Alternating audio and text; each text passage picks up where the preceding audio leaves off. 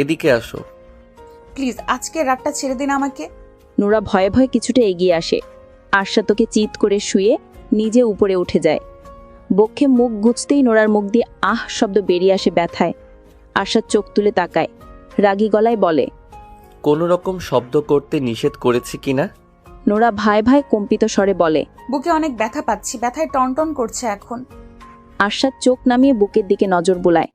Nora কিছু বুঝে ওঠার আগেই ডান হাত তুলে চাপ প্রয়োগ করে। প্রচণ্ড ব্যথায় আর্তনাদ বেরিয়ে আসে নোরার মুখ দিয়ে। নোরা কেঁদে ফেলে, জড়ানো গলায় বলে, আপনি এমন করছেন কেন? আমি ব্যথা পাচ্ছি, আমাকে ছেড়ে দিন, আমি সহ্য করতে পারবো না আজ। সাইকো পাষাণ পুরুষ কানে তোলে না নোরার কথা। নিজের ডান হাতের দিকে তাকিয়ে দেখে ব্রেস্ট মিল্ক দিয়ে হাত ভিজে গেছে। পুনরায় হাত বাড়াতে হাতটা চেপে ধরে নোরা। কেঁদে কেঁদে বলে, প্লিজ দয়া করুন আমাকে। দয়া দয়া করার জন্য তো আনিনি। আমি যেভাবে খুশি থাকবো, আনন্দ পাবো, সেইভাবে থাকবে। আমার যা ভালো লাগবে আমি তাই করব।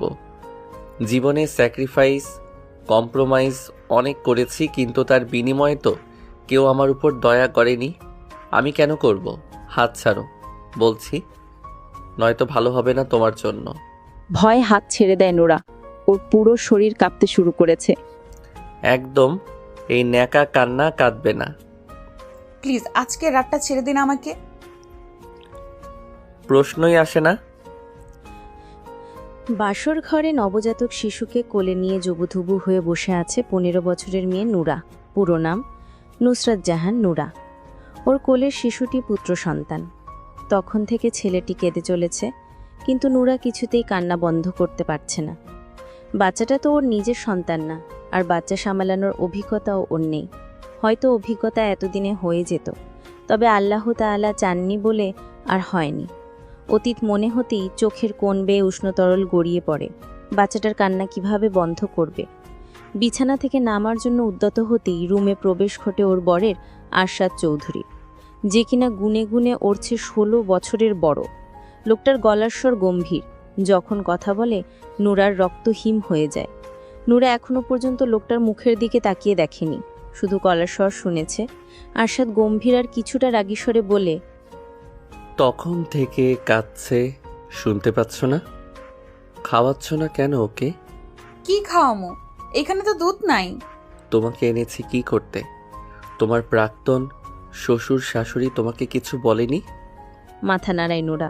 আরশাদ আগের মতো একই সুরে বলে, তুমি ওকে খাওয়াবে, নিজের ব্রেস্ট ফিডিং করাও ওকে। নুরা তড়িৎ গতিতে মুখ তোলে তাকায়। আরশাদের গম্ভীর রাগী চোখ মুখ দেখে সাথে সাথেই মাথা নত করে নেয়। 30 মিনিটের মধ্যে ওকে ঘুম পাড়াবে। 30 মিনিট পর আমি রুমে আসব। মাথা নাড়ায় নুরা। আরশাদ রুম থেকে বেরিয়ে যায়। নুরা বাচ্চাটাকে নিয়ে বিছানায় উঠে বসে। আবার বাচ্চাটাকে ফিডিং করাতে শুরু করে। প্রথমে অবশ্য ওর অনেক সুরসুরি লাগছিল আর অস্বস্তি বোধও হচ্ছিল। বারবার সরিয়ে নিচ্ছিল বুক থেকে। বাচ্চাটা খেতে পেয়ে ও আবার না পেয়ে আগের চেয়ে জোরে জোরে কাঁদতে শুরু করেছিল। আরশাদের ভয়ে নিজের সব অস্বস্তি বোধ দূরে ঠেলে খাওয়াতে শুরু করেছে। ঠিক 30 মিনিট পরেই রুমে আসে আরশাদ। বিছানার দিকে তাকিয়ে দেখে ওর ছেলে আব্রাহাম ঘুমিয়ে গেছে, আর নুরা আব্রাহামের পাশে শুয়ে আছে। এই মেয়ে ঘুমাতে বলেছি তোমাকে আমি? মাত্রই শুয়েছিল নুরা, চোখে ঘুমও ধরা দিয়েছিল। আরশাদের রাগী গম্ভীর স্বর শুনে ভয়ে তাড়াতাড়ি উঠে বসে। বিছানা থেকে নেমে শাড়ি চেঞ্জ করো। কথাগুলো বলে নিজের ড্রেস হাতে ওয়াশরুমে প্রবেশ করে। নুরা বন্ধ হওয়া ওয়াশরুমের দরজার দিকে তাকিয়ে উপরের দিকে মুখ তুলে তাকায়। বিড়বিড় করে বলে, আল্লাহ, কি এমন পাপ করেছিলাম আমি? আমার এত কষ্ট তুমি কেন দাও? এক জাহান্নাম থেকে তুইলা আইনা আবার কই ফালাইলা? 10 লক্ষ টাকার বিনিময়ে 15 বছরের ধর্ষিতা নুরাকে কিনে এনে বিয়ে করেছে আরশাদ চৌধুরী। অবশ্য নুরা শুধু ধর্ষিতা নয়, বিধবাও। যেই ছেলে ধর্ষণ করেছিল, বিচারের সময় গ্রামের মানুষ সেই ছেলের সাথে ওকে বিয়ে দিয়ে দিয়েছিল। এমন ধর্ষিতা মেয়েকে তো অন্য কেউ বিয়ে করতে চাইবে না। তাছাড়া ওর বাবা মাও বেঁচে নেই, তাই ওর পক্ষ নিয়ে লড়াই করার মতো কেউ নেই।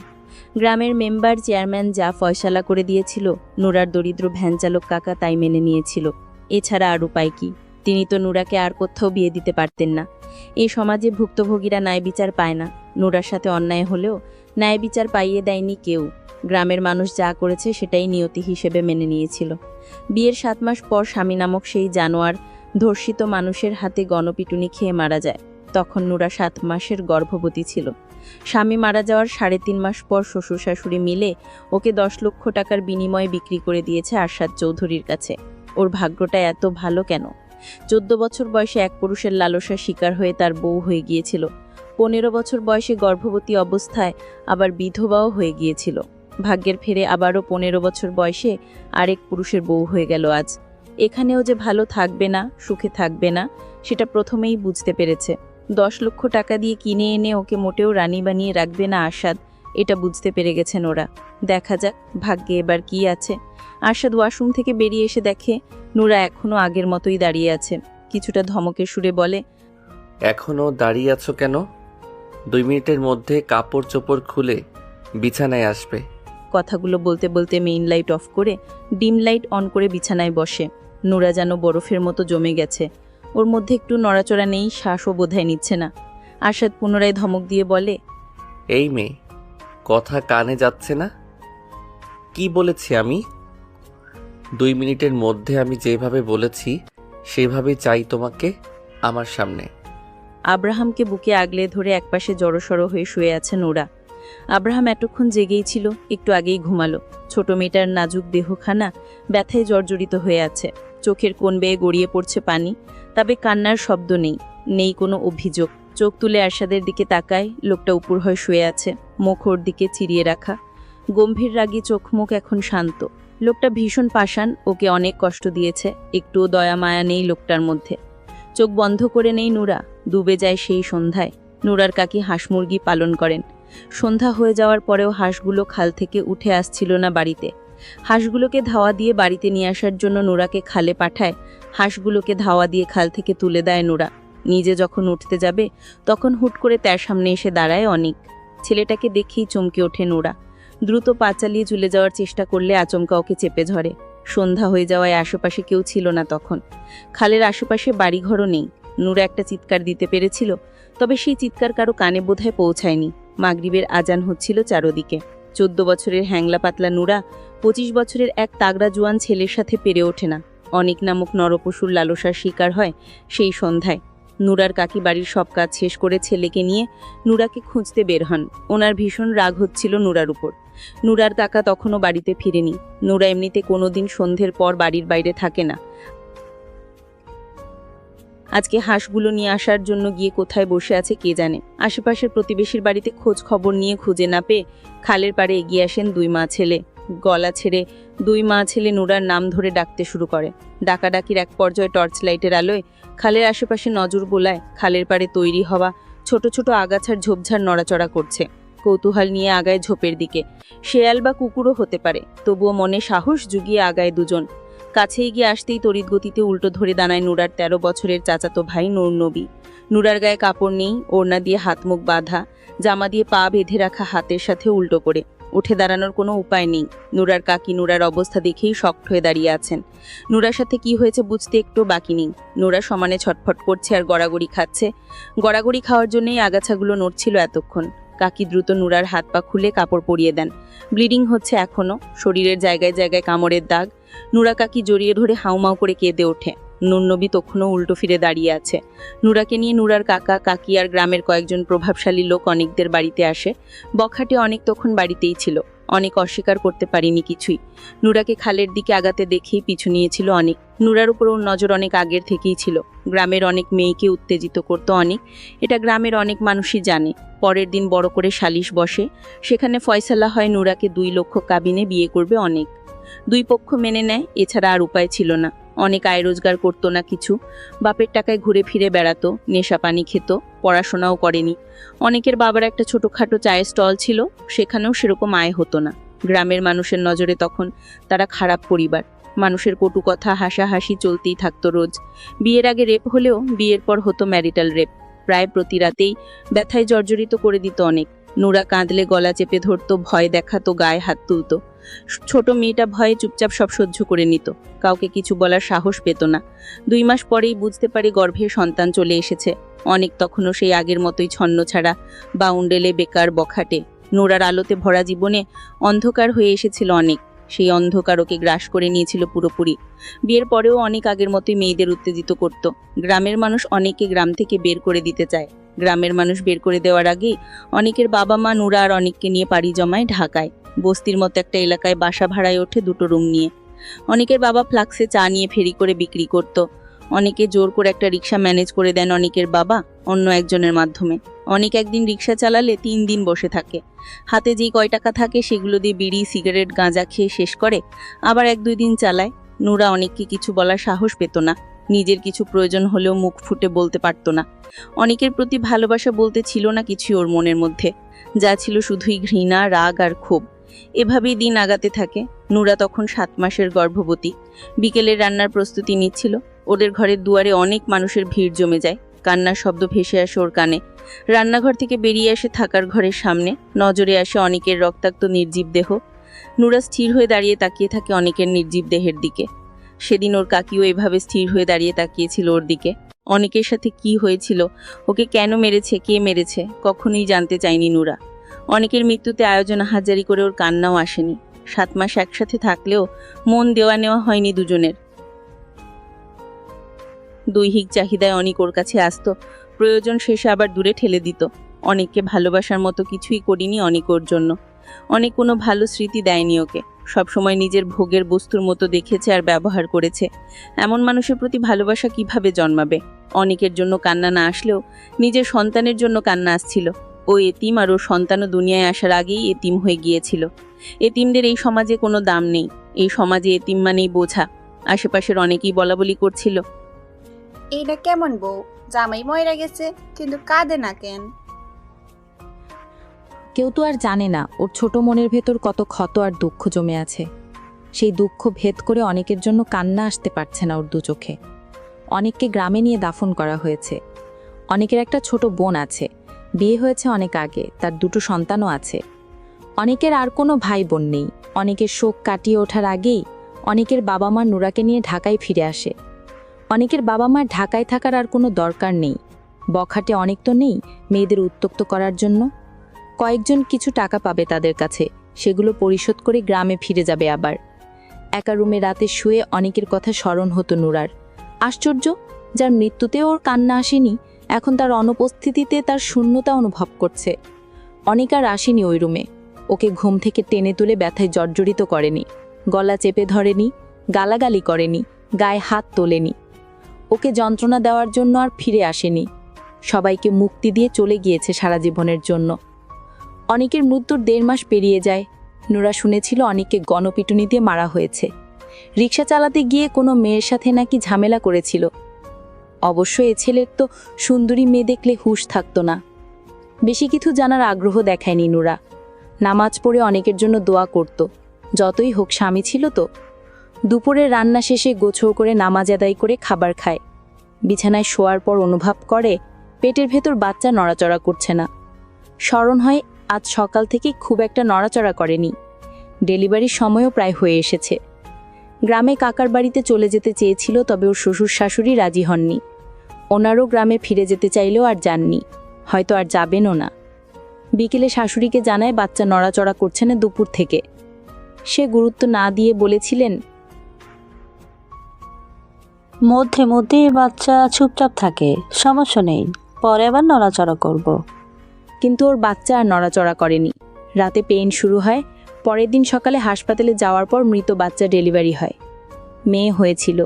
নুরা নিজের সন্তান হারিয়ে সেদিন কেঁদেছিল ভীষণ। পরে আবার আস্তে আস্তে নিজেই নিজের মনকে বুঝ দিয়েছে, এতিম হয়ে বেঁচে থাকার চেয়ে না থাকাই ভালো।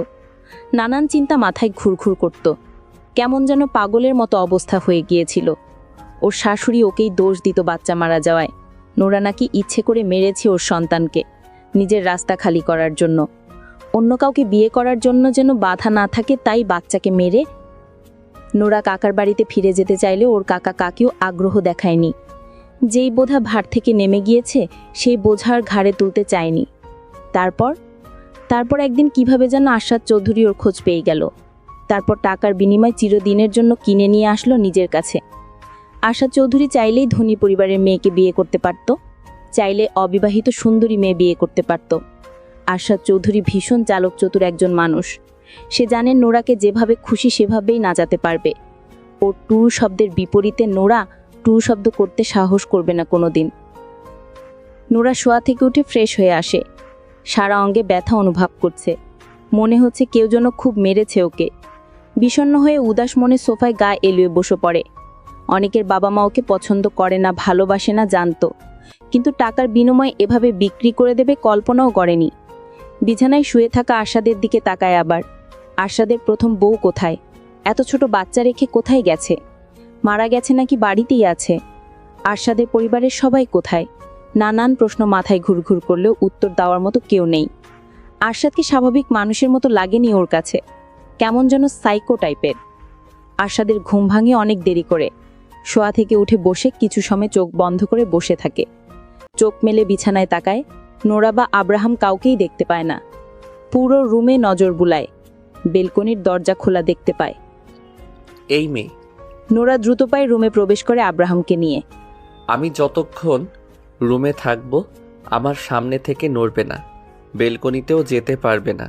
আমার অনুমতি ব্যতীত এই রুমের বাইরে পা রাখবে না। গম্ভীর স্বরে বলে কথাগুলো। নোরা মাথা নাড়ায়। আর রাতে যা যা বলেছি মনে আছে? এবারেও মাথা নাড়ায় নোরা। আরশাদ রেগে বলে। মুখে বলতে কষ্ট হয়? নোরা কম্পিত স্বরে বলে। সব মনে আছে আর মনে থাকবে। সারাদিন পেরিয়ে রাত নেমে এসেছে আবার। নোরা নিজের ব্রেস্টে ব্যথা পাচ্ছে ভীষণ। ব্রেস্ট মিল্ক জমা হয়ে টনটন করছে এখন। ব্রেস্ট মিল্ক বাড়ার জন্য আরশাদ ওকে কী ওষুধ খাইয়েছে, তারপর ভালো মন্দ অনেক খাবারও খাইয়েছে। আরশাদ রুমে এসে দেখে নোরা বসে আছে আব্রাহামের পাশে। ওর কড়া নিষেধাজ্ঞা আছে, ওর রুমে না আসা পর্যন্ত নোরা শুতে পারবে না। ওর জন্য নোরাকে অপেক্ষা করতে হবে রোজ রাতে।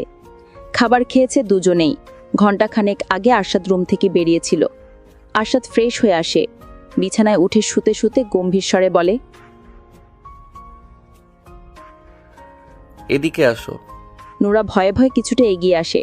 আরশাদ ওকে চিৎ করে শুয়ে নিজে উপরে উঠে যায়। বক্ষে মুখ গুজতেই নোরার মুখ দিয়ে আহ শব্দ বেরিয়ে আসে ব্যথায়। আরশাদ চোখ তুলে তাকায়, রাগী গলায় বলে, কোনো রকম শব্দ করতে নিষেধ করেছি কিনা? নোরা ভাই ভাই কম্পিত স্বরে বলে। বুকে অনেক ব্যথা পাচ্ছি, ব্যথায় টনটন করছে এখন। আরশাদ চোখ নামিয়ে বুকের দিকে নজর বোলায়। নোরা কিছু বুঝে ওঠার আগেই ডান হাত তুলে চাপ প্রয়োগ করে। প্রচণ্ড ব্যথায় আর্তনাদ বেরিয়ে আসে নোরার মুখ দিয়ে। নোরা কেঁদে ফেলে, জড়ানো গলায় বলে, আপনি এমন করছেন কেন? আমি ব্যথা পাচ্ছি, আমাকে ছেড়ে দিন, আমি সহ্য করতে পারবো না আজ। সাইকো পাষাণ পুরুষ কানে তোলে না নোরার কথা। নিজের ডান হাতের দিকে তাকিয়ে দেখে ব্রেস্ট মিল্ক দিয়ে হাত ভিজে গেছে। পুনরায় হাত বাড়াতে হাতটা চেপে ধরে নোরা। কেঁদে কেঁদে বলে, প্লিজ দয়া করুন আমাকে। দয়া? দয়া করার জন্য তো আনিনি। আমি যেভাবে খুশি থাকবো, আনন্দ পাবো, সেইভাবে থাকবে। আমার যা ভালো লাগবে আমি তাই করব। জীবনে স্যাক্রিফাইস, কম্প্রোমাইজ অনেক করেছি, কিন্তু তার বিনিময়ে তো কেউ আমার উপর দয়া করেনি। আমি কেন করব? হাত ছাড়ো বলছি, নয়তো ভালো হবে না তোমার জন্য। ভয়ে হাত ছেড়ে দেয় নোরা। ওর পুরো শরীর কাঁপতে শুরু করেছে। একদম এই ন্যাকা কান্না কাঁদবে না। প্লিজ আজকে রাতটা ছেড়ে দিন আমাকে। প্রশ্নই আসে না। সকালে নোরার ঘুম ভাঙে একটু দেরি করে। ঘুম থেকে উঠে দেখে আরশাদ নেই বিছানায়। আব্রাহাম গভীর ঘুমে রয়েছে। বিছানা ছেড়ে নেমে দাঁড়ায়। রাতে অনেক ভয় পেয়ে গিয়েছিল, কিন্তু আরশাদ ওর সাথে কিছু করেনি আর। ওর কান্না দেখে ছেড়ে দিয়েছিল, পরে আর রাগারাগিও করেনি। আব্রাহাম রাতে অনেকক্ষণ জেগেছিল। ঘুম ঘুম চোখে আব্রাহামকে কোলে নিয়ে বসেছিল নোরা। আর এই কারণেই সকালে ঘুম থেকে উঠতে দেরি হয়ে গিয়েছে। বাথরুমের দরজার কাছে আসতেই বুঝতে পারে ভেতরে আরশাদ রয়েছে। ভেতর থেকে দরজা বন্ধ আর পানি পড়ার শব্দ শোনা যাচ্ছে। সরেছে ড্রেসিং টেবিলের সামনে দাঁড়ায়। উস্কো খুস্কু ড্যামের চুলগুলোর খোপা খুলে চুল আঁচড়ে নেয়। পেছন ফিরতেই দেখে আরশাদ কোমরে টাওয়ালে বেঁচিয়ে দাঁড়িয়ে আছে। আরশাদের গম্ভীর চোখ মুখ দেখেই নোরা শুকনো ঢোক গিলে নেয়। হৃদস্পন্দন বেড়ে গেছে। ভয়ের ভিতরে ধুকফুক করছে। আরশাদকে নিজের দিকে এগিয়ে আসতে দেখেই গলা শুকিয়ে যায় আরও। সামনে থেকে সরবে নাকি দাঁড়িয়ে থাকবে বুঝতে পারছে না। সরলে যদি রেগে যায়, আবার না সরলেও যদি রেগে যায়, কোন দিকে যাবে নোরা? এমন অদ্ভুত একজন মানুষের সাথে এক ছাদের নিচে একসাথে কিভাবে বসবাস করবে নোরা? অনেক যতই খারাপ থাকুক, এ আরশাদ চিমধুরির মতো ছিল না। সামনে থেকে সরবে নাকি এভাবেই মূর্তির মতো দাঁড়িয়ে থাকবে? চিবিয়ে চিবিয়ে বলা কথাগুলো শুনে নুরা দ্রুত সরে দাঁড়ায় না। আরশাদ ড্রেসিং টেবিলের সামনে এসে দাঁড়ায়।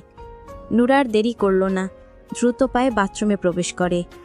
এই লোকের সামনে দাঁড়িয়ে থাকার চেয়ে বাথরুমে গিয়ে বসে থাকা ভালো। বেশ অনেকক্ষণ পর বাথরুম থেকে বেরিয়ে আসে নুরা। আরশাদ ফর্মাল ড্রেস পরে রেডি হয়ে বসে আছে বিছানায়। নুরা বের হতেই আগুন চোখে তাকায়। ওর চাহনি দেখেই নুরার আত্মা খাঁচা ছাড়া।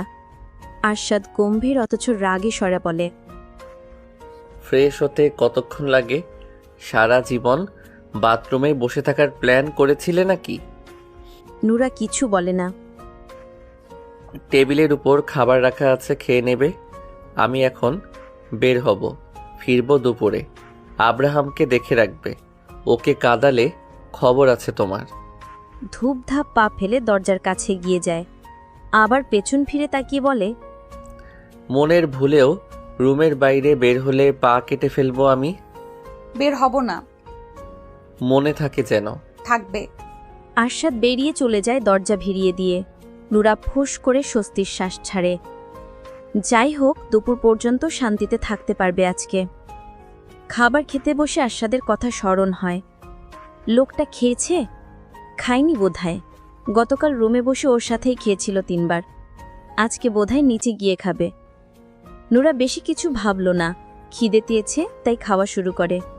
খাবারের স্বাদ অনেক ভালো, আর এই সব খাবার আগে কোনোদিন খায়নি নুরা। এমন দামি দামি খাবার খাওয়ার মতো ভাগ্য ওর ছিল না কি কোনোদিন। কাকির সংসারে কাকি যা দিত তাই খেত। শাশুড়ির সংসারেও শাশুড়ি যা খেতে দিত তাই খেত। এই বাড়িতেও যা দেয় তাই খায়, কিন্তু ওর খাওয়া শেষ হয় আর আব্রাহাম ঘুম থেকে উঠে যায়। নুরা দ্রুত হাত ধুয়ে পানি খেয়ে বিছানায় উঠে আসে। আব্রাহামের জায়ের উপর থেকে ব্ল্যাঙ্কেট সরিয়ে নেয়, কাপড় চোপড় পরিবর্তন করে কোলে তুলে নেয়। বাচ্চার যত্ন কিভাবে করতে হয় নুরার জানা নেই। যেভাবে নিজে পারছে সেভাবেই করছে বিয়ের রাত থেকে। দুপুরে ফেরার কথা থাকলেও আরশাদ ফেরে সন্ধ্যার পর। ক্লান্ত শরীরে রুমে প্রবেশ করতেই দেখে নুরা আব্রাহামকে কোলে নিয়ে বসে আছে বিছানায়। নুরা একবার চোখ তুলে তাকিয়ে সাথে সাথেই চোখ নামিয়ে নেয় আবার।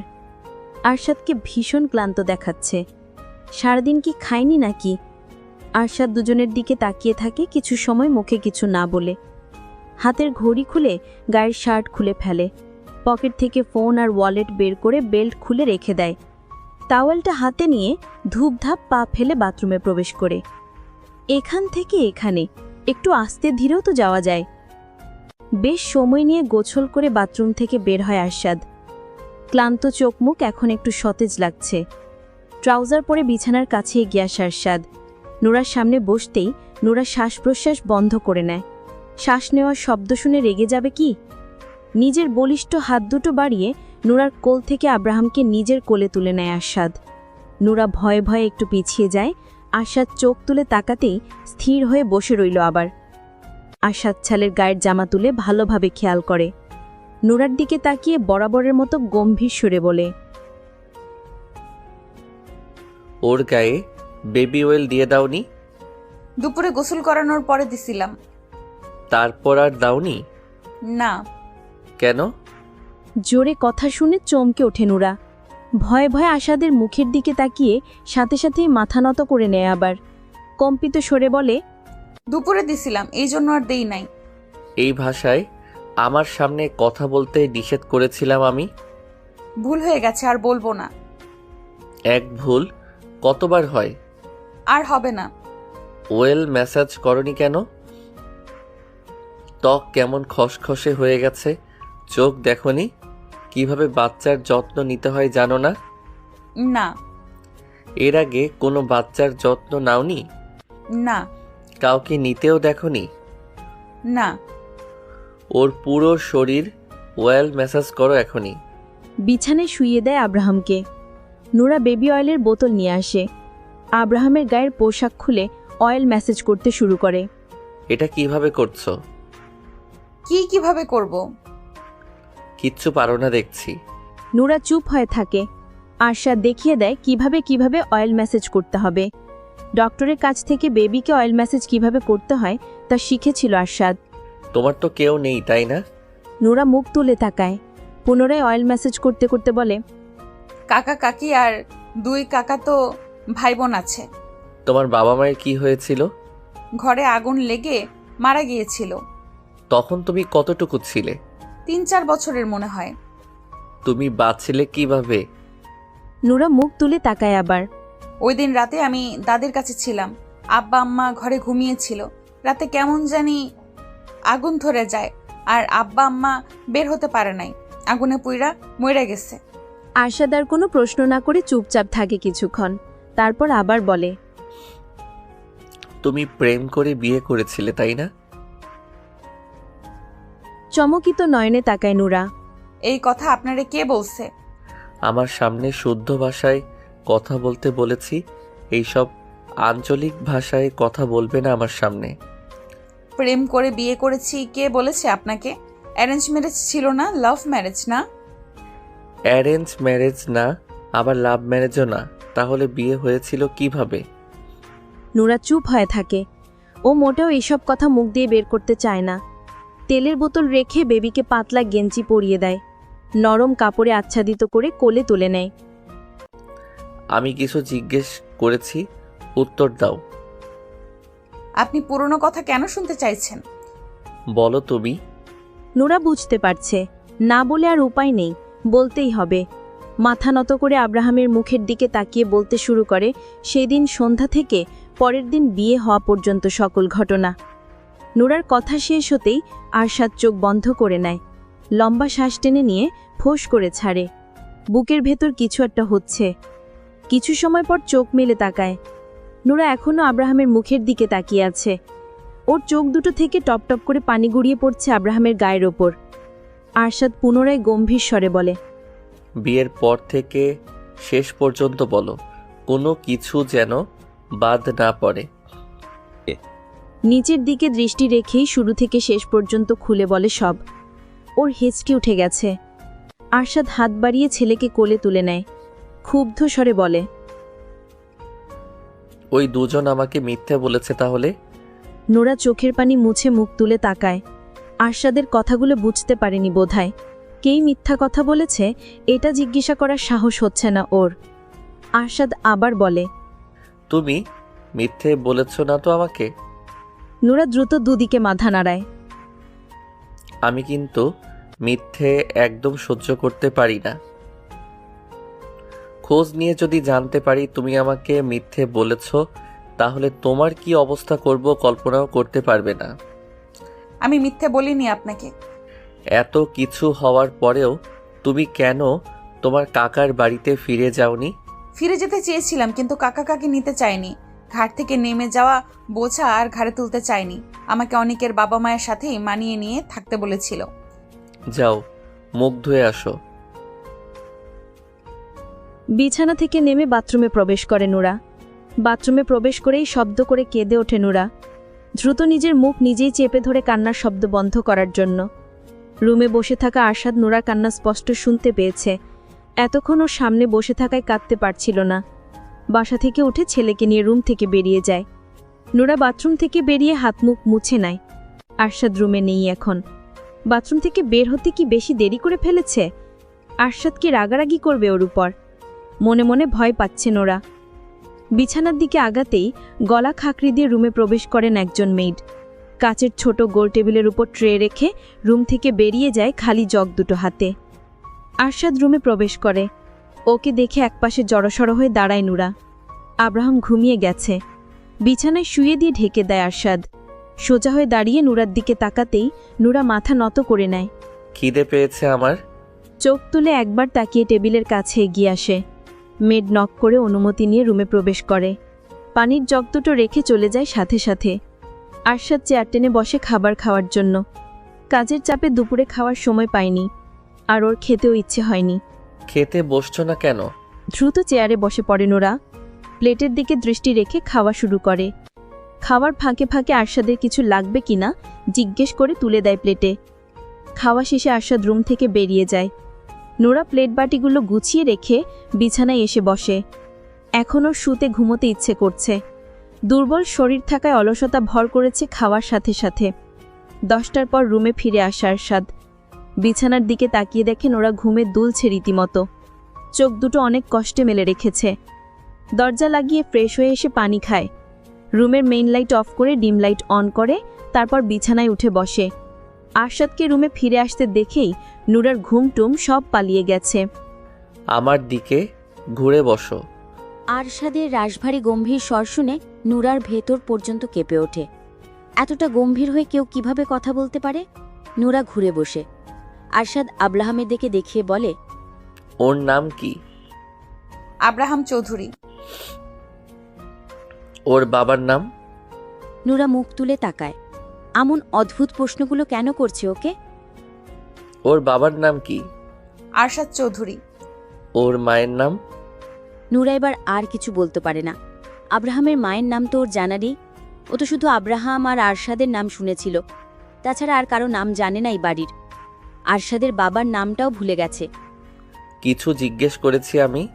নুরা চুপ হয়ে থাকে। আরশাদের মেজাজ আরও গরম হতে শুরু করে। চিবিয়ে চিবিয়ে বলে, আব্রাহাম কি হয় তোমার? নুরা ভয় পেলেও চুপ হয়ে আছে। কি বলবে মাথায় আসছে না কিছু। ভয়ে বুদ্ধি লোপ পেয়েছে। আমি কে হই তোমার? স্বামী। তাহলে আমার ছেলে কি হবে তোমার? ছেলে। ও কার পেট থেকে হয়েছে? নুরা আবার চুপ হয়ে থাকে। আরশাদ মেজাজ হারিয়ে নুরার চোয়াল চেপে ধরে নিজের মুখের দিকে তুলে বলে, আব্রাহাম আমার আর তোমার ছেলে। ওর বাবা আমি আর মা তুমি। ও তোমার পেট থেকে হয়েছে। কার পেট থেকে হয়েছে? নুরা ভয়ে ভয়ে কম্পিত স্বরে বলে, আমার। ওর মা কে? আমি। ওর বাবা মা কে? আমি আর আপনি। হ্যাঁ, সারা জীবন মনে থাকে যেন এই কথাগুলো। আমরা আসল সত্যি জানলেও পুরো দুনিয়া জানবে ও তোমার পেট থেকে হয়েছে। ওর আসল বাবা মা আমরা, বুঝতে পেরেছো? হ্যাঁ। আরশাদ নুরার চোয়াল ছেড়ে দেয়। এক টানে শুইয়ে দেয় বিছানায়। মুহূর্তেই নিজে উঠে যায় নুরার ওপরে। ঘাড়ে মুখ গুজতেই বুঝতে পারে নুরা নাক টানছে। বিরক্তিতে মুখ তুলে তাকিয়ে রাগী স্বরে বলে, কি হয়েছে? ছেড়ে দিন আমাকে।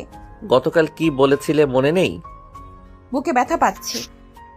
কথা বলতে বলতে কেঁদে ফেলে নুরা। নুরার কান্না দেখে ওর বুকের ওপর থেকে নেমে আসে আরশাদ।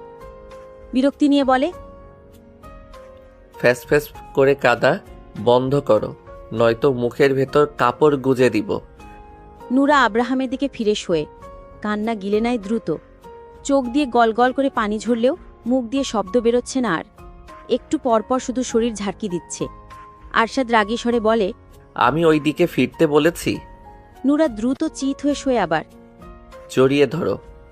নুরা আগের মতোই শুয়ে থাকে। আরশাদ আগের চেয়েও বেশি রেগে চিবিয়ে চিবিয়ে বলে, কি বলেছি কানে যাচ্ছে না? স্পেশালভাবে শোনাতে হবে? এক কথা কতবার বলতে হয়? নুরা আরশাদের শরীর ঘেঁষে এসে কাত হয়ে জড়িয়ে ধরে। আরশাদও নিজেও কাত হয়ে 4 হাত পা দিয়ে পেঁচিয়ে ধরে নুরাকে। নুরার হ্যাংলা পাতলা দেহখানা আরশাদের বলিষ্ঠ দেহের অর্ধেক। কথায় কথায় কান্না করা মানুষ আমার একদমই পছন্দ নয়। আমার সামনে কেঁদে কেঁদে আমার মেজাজ গরম করবে না একদম। নুরা কিছু বলে না। ওর ইচ্ছে করছে আরশাদকে নিজের কাছ থেকে ঠিলে সরিয়ে দিতে। অস্বস্তি হচ্ছে, হাঁসফাঁস লাগছে, দম বন্ধ হয়ে আসছে। এই বাহুবন্ধন থেকে মুক্ত হতে পারলেই ভালো লাগতো। সময় গড়ানোর সঙ্গে সঙ্গে নুরা ঘুমিয়ে যায় আরশাদের বুকে মুখ গুজে। আরশাদের বাহুবন্ধনে জড়সড় হয়ে ও বুকের সাথে মিশে আছে নুরা। আরশাদের চোখে ঘুম নেই আজ। অবশ্য অনেকগুলো দিন ধরেই ওর চোখে ঘুম নেই সেভাবে। গতরাতে ঘুমটা একটু ভালো হয়েছিল। আরশাদ প্রথম বিয়ে করেছিল 25 বছর বয়সে। পড়াশোনা শেষ করেই বিয়েটা করেছিল বাবা মায়ের পছন্দে। মেয়েটা ছিল ভীষণ সুন্দরী, দেখলেই চোখ ঝুরিয়ে যেত। বউকে অনেক ভালোবাসত আরশাদ। নিজের সবটা দিয়ে ভালোবেসেছিল, অন্ধের মতো বিশ্বাস করত। বিয়ের 3 বছর পেরিয়ে যাওয়ার পরেও বাচ্চা হচ্ছিল না। 3 বছর পর থেকে বিভিন্ন ডাক্তারের কাছে দৌড়াদৌড়ি শুরু করে দুজন। প্রথম দুজনের একজনেরও কোনো সমস্যা ধরা পড়ত না। এভাবেই আরও 2 বছর পেরিয়ে যায়। বাড়ির সবাই বাচ্চার জন্য পাগল হয়ে গিয়েছিল, সাথে আরশাদও নিজেও। আবার পরীক্ষা নিরীক্ষা করার পর জানা যায় আরশাদ কোনোদিন বাবা হতে পারবে না। সমস্যা ওর নিজের, ওর বউয়ের কোনো সমস্যা নেই। আরও কয়েকটা হসপিটালে গেলে একই কথা বলে। আরশাদ পুরোপুরি ভেঙে পড়ে। খাওয়া দাওয়া ঘুম সব বাদ। বাড়ির সবাই ওকে সান্ত্বনা দেওয়ার চেষ্টা করত, ওকে বোঝানোর চেষ্টা করত, কিন্তু ওর বউ, সে কখনো ওকে সান্ত্বনা দিত না, ওকে বোঝানোর চেষ্টা করত না। আরশাদ ভেঙে পড়লেও ওর বউ ছিল স্বাভাবিক, যেন কিছুই হয়নি। এভাবেই আরও অনেকগুলো দিন পেরিয়ে যায়। আরশাদ তখন পুরোপুরি ভঙ্গুর, ডিপ্রেশন, হতাশায় ডুবে গেছে। বাবা না হতে পারাটা ওর কাছে সবচেয়ে বড় হার। এই জীবন যেন পুরোদের বৃথা। একদিন দুপুরবেলা আরশাদ শুয়েছিল বিছানায়। ওর বউ শায়লা গোসল করার জন্য বাথরুমে প্রবেশ করে। একটু পরেই ফোন কেঁপে ওঠে। সাইলেন্ট করা রয়েছে ফোনটা। ফোন হাতে নিয়ে দেখে নাম্বার সেভ করা নেই। শায়লার ফোন দেখে আর রিসিভ করে না আরশাদ। পরপর দুবার রিং বেজে কেটে যায়। আবার কল আসতেই রিসিভ করে কানে ধরে। কথা বলতে গিয়ে থেমে যায় আরশাদ। অপর পাশ থেকে কিছুক্ষণ বকবক করে সারা শব্দ না পেয়ে কল কেটে দেয়। আরশাদ ফোনের লক খুলে হোয়াটসঅ্যাপে প্রবেশ করে। বিয়ের এতগুলো বছরে সেদিন প্রথম বউয়ের ফোন ঘাটাঘাটি করে আরশাদ। আর যা জানতে পারে তাতে ওর পুরো দুনিয়া ওলটপালট হয়ে যায়। নিজের চোখকেও যেন বিশ্বাস করতে পারছিল না। রীতিমতো ওর শরীরে কম্পন সৃষ্টি হয়ে যায়। ওর শ্বাস নিতেও কষ্ট হচ্ছিল তখন। যাকে এত ভালোবাসলো, যার জন্য এত কিছু করলো, শেষ পর্যন্ত সে ওকে এভাবে ঠকালো, ওর সাথে এত বড় প্রতারণা করলো। দিনের পর দিন ওর বিশ্বাসের সুযোগ নিয়ে ওকে ঠকিয়ে গেল, আরও বুঝতেই পারল না। ভালোবেসে কতটা অন্ধ হলে এভাবে চোখ বন্ধ করে কেউ বিশ্বাস করে? শায়লার আচরণে সন্দেহ করার মতো অনেক কিছু ছিল, তবে ভালোবাসায় অন্ধ হয়ে থাকার জন্য সেসব চোখে পড়েনি আগে। শায়লা বাথরুম থেকে বেরিয়ে দেখে আরশাদ ওর ফোন হাতে নিয়ে বিছানায় বসে আছে চুপচাপ। রাগে চোখ মুখ ভয়ঙ্কর দেখাচ্ছে। শায়লা ভয় পেয়ে যায় ওর চোখ মুখ দেখে। এর আগে কোনোদিন আরশাদ কিরম রূপে দেখেনি। আরশাদ ভীষণ রাগী মানুষ, শায়লা জানে, তবে ওর সাথে কোনোদিন উঁচু গলায় কথা বলেনি এখনো পর্যন্ত। শায়লাকে দেখে ফোন হাতে নিয়ে বিছানা থেকে নেমে দাঁড়ায় আরশাদ। চুপচাপ দাঁড়ায় সামনে। ফোন শায়লার মুখের দিকে ধরে গম্ভীর স্বরে বলে, এগুলো কি? শায়লা চুপ করে থাকে। ওর গলা শুকিয়ে গেছে, মুখ দিয়ে কোনো কথা বেরোচ্ছে না। আরশাদ খপ করে শায়লার গলা চেপে ধরে বাম হাতে। শায়লার মনে হচ্ছে গলার হাড়গুলো বোধহয় এখনই মটমট করে ভেঙে যাবে। গলা চেপে ধরেই দেওয়ালের সাথে ঠাস করে চেপে ধরে। মাথায় আঘাত পেয়ে চিৎকার করে ওঠে শায়লা। আরশাদের হাত সরিয়ে দেওয়ার চেষ্টা করে দ্রুত। আরশাদ ক্ষিপ্ত হয়ে বলে, কেন করলি আমার সাথে এরকম? তোর জন্য কি করিনি আমি? কোন জিনিসটা দেইনি তোকে? তোকে কম ভালোবেসেছিলাম? বল, কেন করলি আমার সাথে এরকম? শায়লা কিছু না বলে আরশাদের হাত সরিয়ে দেওয়ার চেষ্টায় ব্যস্ত। ভালো যদি নাই বাসিস তাহলে বিয়ে করেছিস কেন? বল, কেন বিয়ে করেছিস? কেন অভিনয় করলি আমার সাথে? বিয়ের আগে যখন বারবার জিজ্ঞেস করলাম তখন মিথ্যে কেন বলেছিলি? মুখ খোল, নয়তো তোকে জানে মেরে ফেলবো আজ। আরশাদের চিৎকারে বাড়ির সবাই উপস্থিত হয়ে গেছে ওর রুমে। যেভাবে শায়লার গলা চেপে ধরে আছে, এভাবে আরেকটু সময় থাকলে শায়লা মারা যাবে। যাকে পাগলের মতো ভালোবাসে তাকে এভাবে মারার কারণ কেউ বুঝতে পারছে না। সন্ধ্যার পরপর বাড়িতে প্রবেশ করে আরশাদ। দুপুরের রাগে হিতাহিত জ্ঞান হারিয়ে শায়লাকে মেরে ধরে ফেলে রেখে বাড়ি থেকে বেরিয়ে গিয়েছিল নিজের আগের সব রিপোর্টগুলো নিয়ে। শায়লাকে কেন মেরেছে, শায়লা কি করেছে, কাউকে কিছু বলেনি, কারো কোনো প্রশ্নের উত্তরও দেয়নি। ওর এরম খ্যাপা রাগ দেখে যাও বেশি কিছু জিজ্ঞেস করার সাহসও করেনি। হসপিটালে গিয়ে আগে ডক্টর দেখিয়েছে। নতুন রিপোর্ট দেখে ডক্টর জানিয়েছেন আরশাদের কোনো সমস্যা নেই, ও বাবা হতে পারবে। আগের সব রিপোর্ট ফেক। হসপিটাল থেকে বেরিয়ে গিয়েছিল থানায়। যতজন ডক্টরের আগে ওকে মিথ্যে কথা বলেছে আর ফেক রিপোর্ট বানিয়েছিল, প্রমাণ দেখিয়ে সকলের নামে মামলা করেছে। শায়লার নামেও মামলা করেছে। এই সব কিছু করতে করতেই সন্ধ্যা হয়ে গেছে। বাড়িতে ফিরে দেখে শায়লার বাবা মা ভাই চলে এসেছে ওদের বাড়িতে। সবাই ওর সাথে কথা বলার জন্য অদ্যত হলেও আরশাদ কারো কোনো কথা না শুনে সোজা নিজের রুমে চলে আসে। শায়লা শুয়েছিল বিছানায়। আরশাদের শক্ত হাত পায়ের মার খেয়ে অবস্থা খারাপ। আরশাদ শায়লার দিকে তাকিয়ে রাগে ফোঁসফোঁস করতে শুরু করে। হাতের রিপোর্টগুলো বিছানার ওপর রেখে শায়লার চুলের মুঠি ধরে বিছানা থেকে টেনে নামাতে নামাতে বলে, তুই আমার বিছানায় শুয়ে আছিস কেন? বের হ আমার রুম থেকে, আর এই বাড়ি থেকে। তোর এই নোংরা আর গিরগিটি মার্কা চেহারা দেখাবি না আমাকে। আরশাদ, ব্যথা পাচ্ছি, চুল ছাড়ো আমার। শায়লার আর্তনাদ কান্না আরশাদের কানে পৌঁছায় না। রাগে যেন বধির হয়ে গেছে। থানা থেকে কিভাবে বাড়িতে ফিরেছে ও নিজেও জানে না। বল, তুই আমার সঙ্গে কেন নাটক করলি এতকাল? শায়লা ওর প্রশ্নের উত্তর দিচ্ছে না দেখে আবার গলা চেপে ধরে শক্ত করে। দম বন্ধ বন্ধ হয়ে যাবে তখন ছেড়ে দেয়। শায়লা দেওয়ালের সাথে ঘেঁষে বসে পড়ে গলা ধরে। আরশাদ শায়লার সঙ্গে বসে 2 পায়ের ওপর ভর করে। শায়লার মুখ 2 হাতে আগলে ধরে পাগলের মতো বলে, তুই কেন আমার সাথে এমন করলি? তোর কি ক্ষতি করেছিলাম আমি? তোকে কখনো কষ্ট দিয়েছি আমি? তোর কোনো চাওয়া অপূর্ণ রেখেছি? তোকে অযত্নে রেখেছি? কোন জিনিসের অভাব হয়েছে বল? নিজের থেকেও বেশি ভালোবেসেছিলাম তোকে, আর তুই তার এই প্রতিদান দিলি। শায়লা চুপ করে থাকে। রাগে হিতাহিত জ্ঞান হারিয়ে শায়লার গালে ঠাটিয়ে চর বসিয়ে দেয় আরশাদ। আবার চর খেয়ে শায়লার নাক আর ঠোঁটের কোণ দিয়ে রক্ত বেরিয়ে আসে। শায়লার চুলের মুঠি ধরে আরও কয়েকটা চর লাগায় ঠাস ঠাস করে। গলা চেপে ধরে আবার। দেওয়ালের সাথে আবারও বাড়ি লাগে মাথায়। যার গায়ে ফুলের টোকাও লাগতে দেয়নি কখনো, আজ দুপুর থেকে নিজ হাতে তার গায়ে মারছে, লাথি দিচ্ছে। আরশাদ যেন নিজের নিয়ন্ত্রণ হারিয়ে ফেলেছে। প্রাণপ্রিয় স্ত্রীর কাছ থেকে এত বড় আঘাত পেয়ে কিছুতেই নিজেকে সামলাতে পারছে না।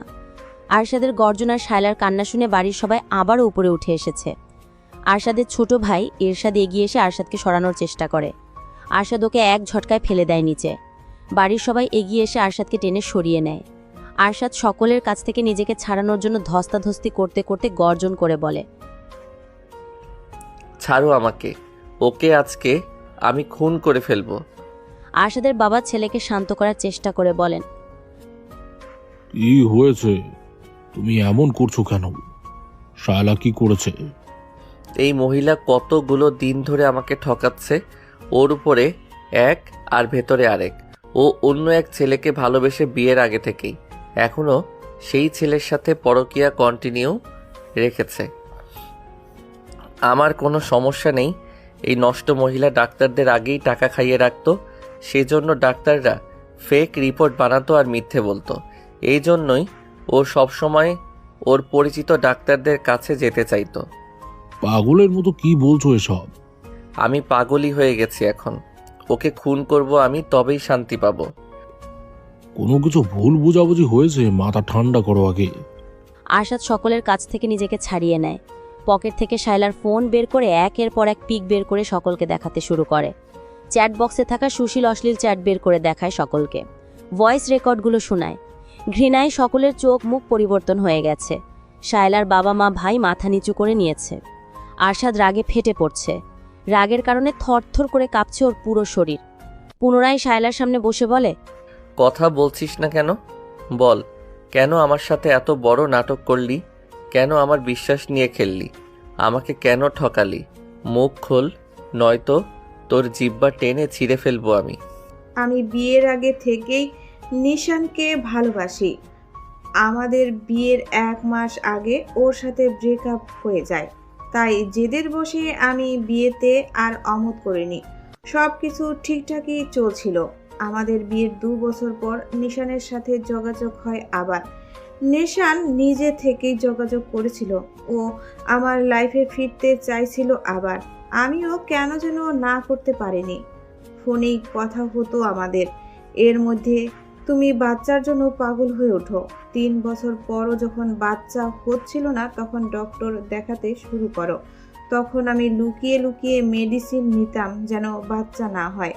এর মধ্যে আরও অনেক কিছু ঘটে যায়। নিশান আমাকে হসপিটাল আর ডক্টরের নামে বলে দিত আগেই।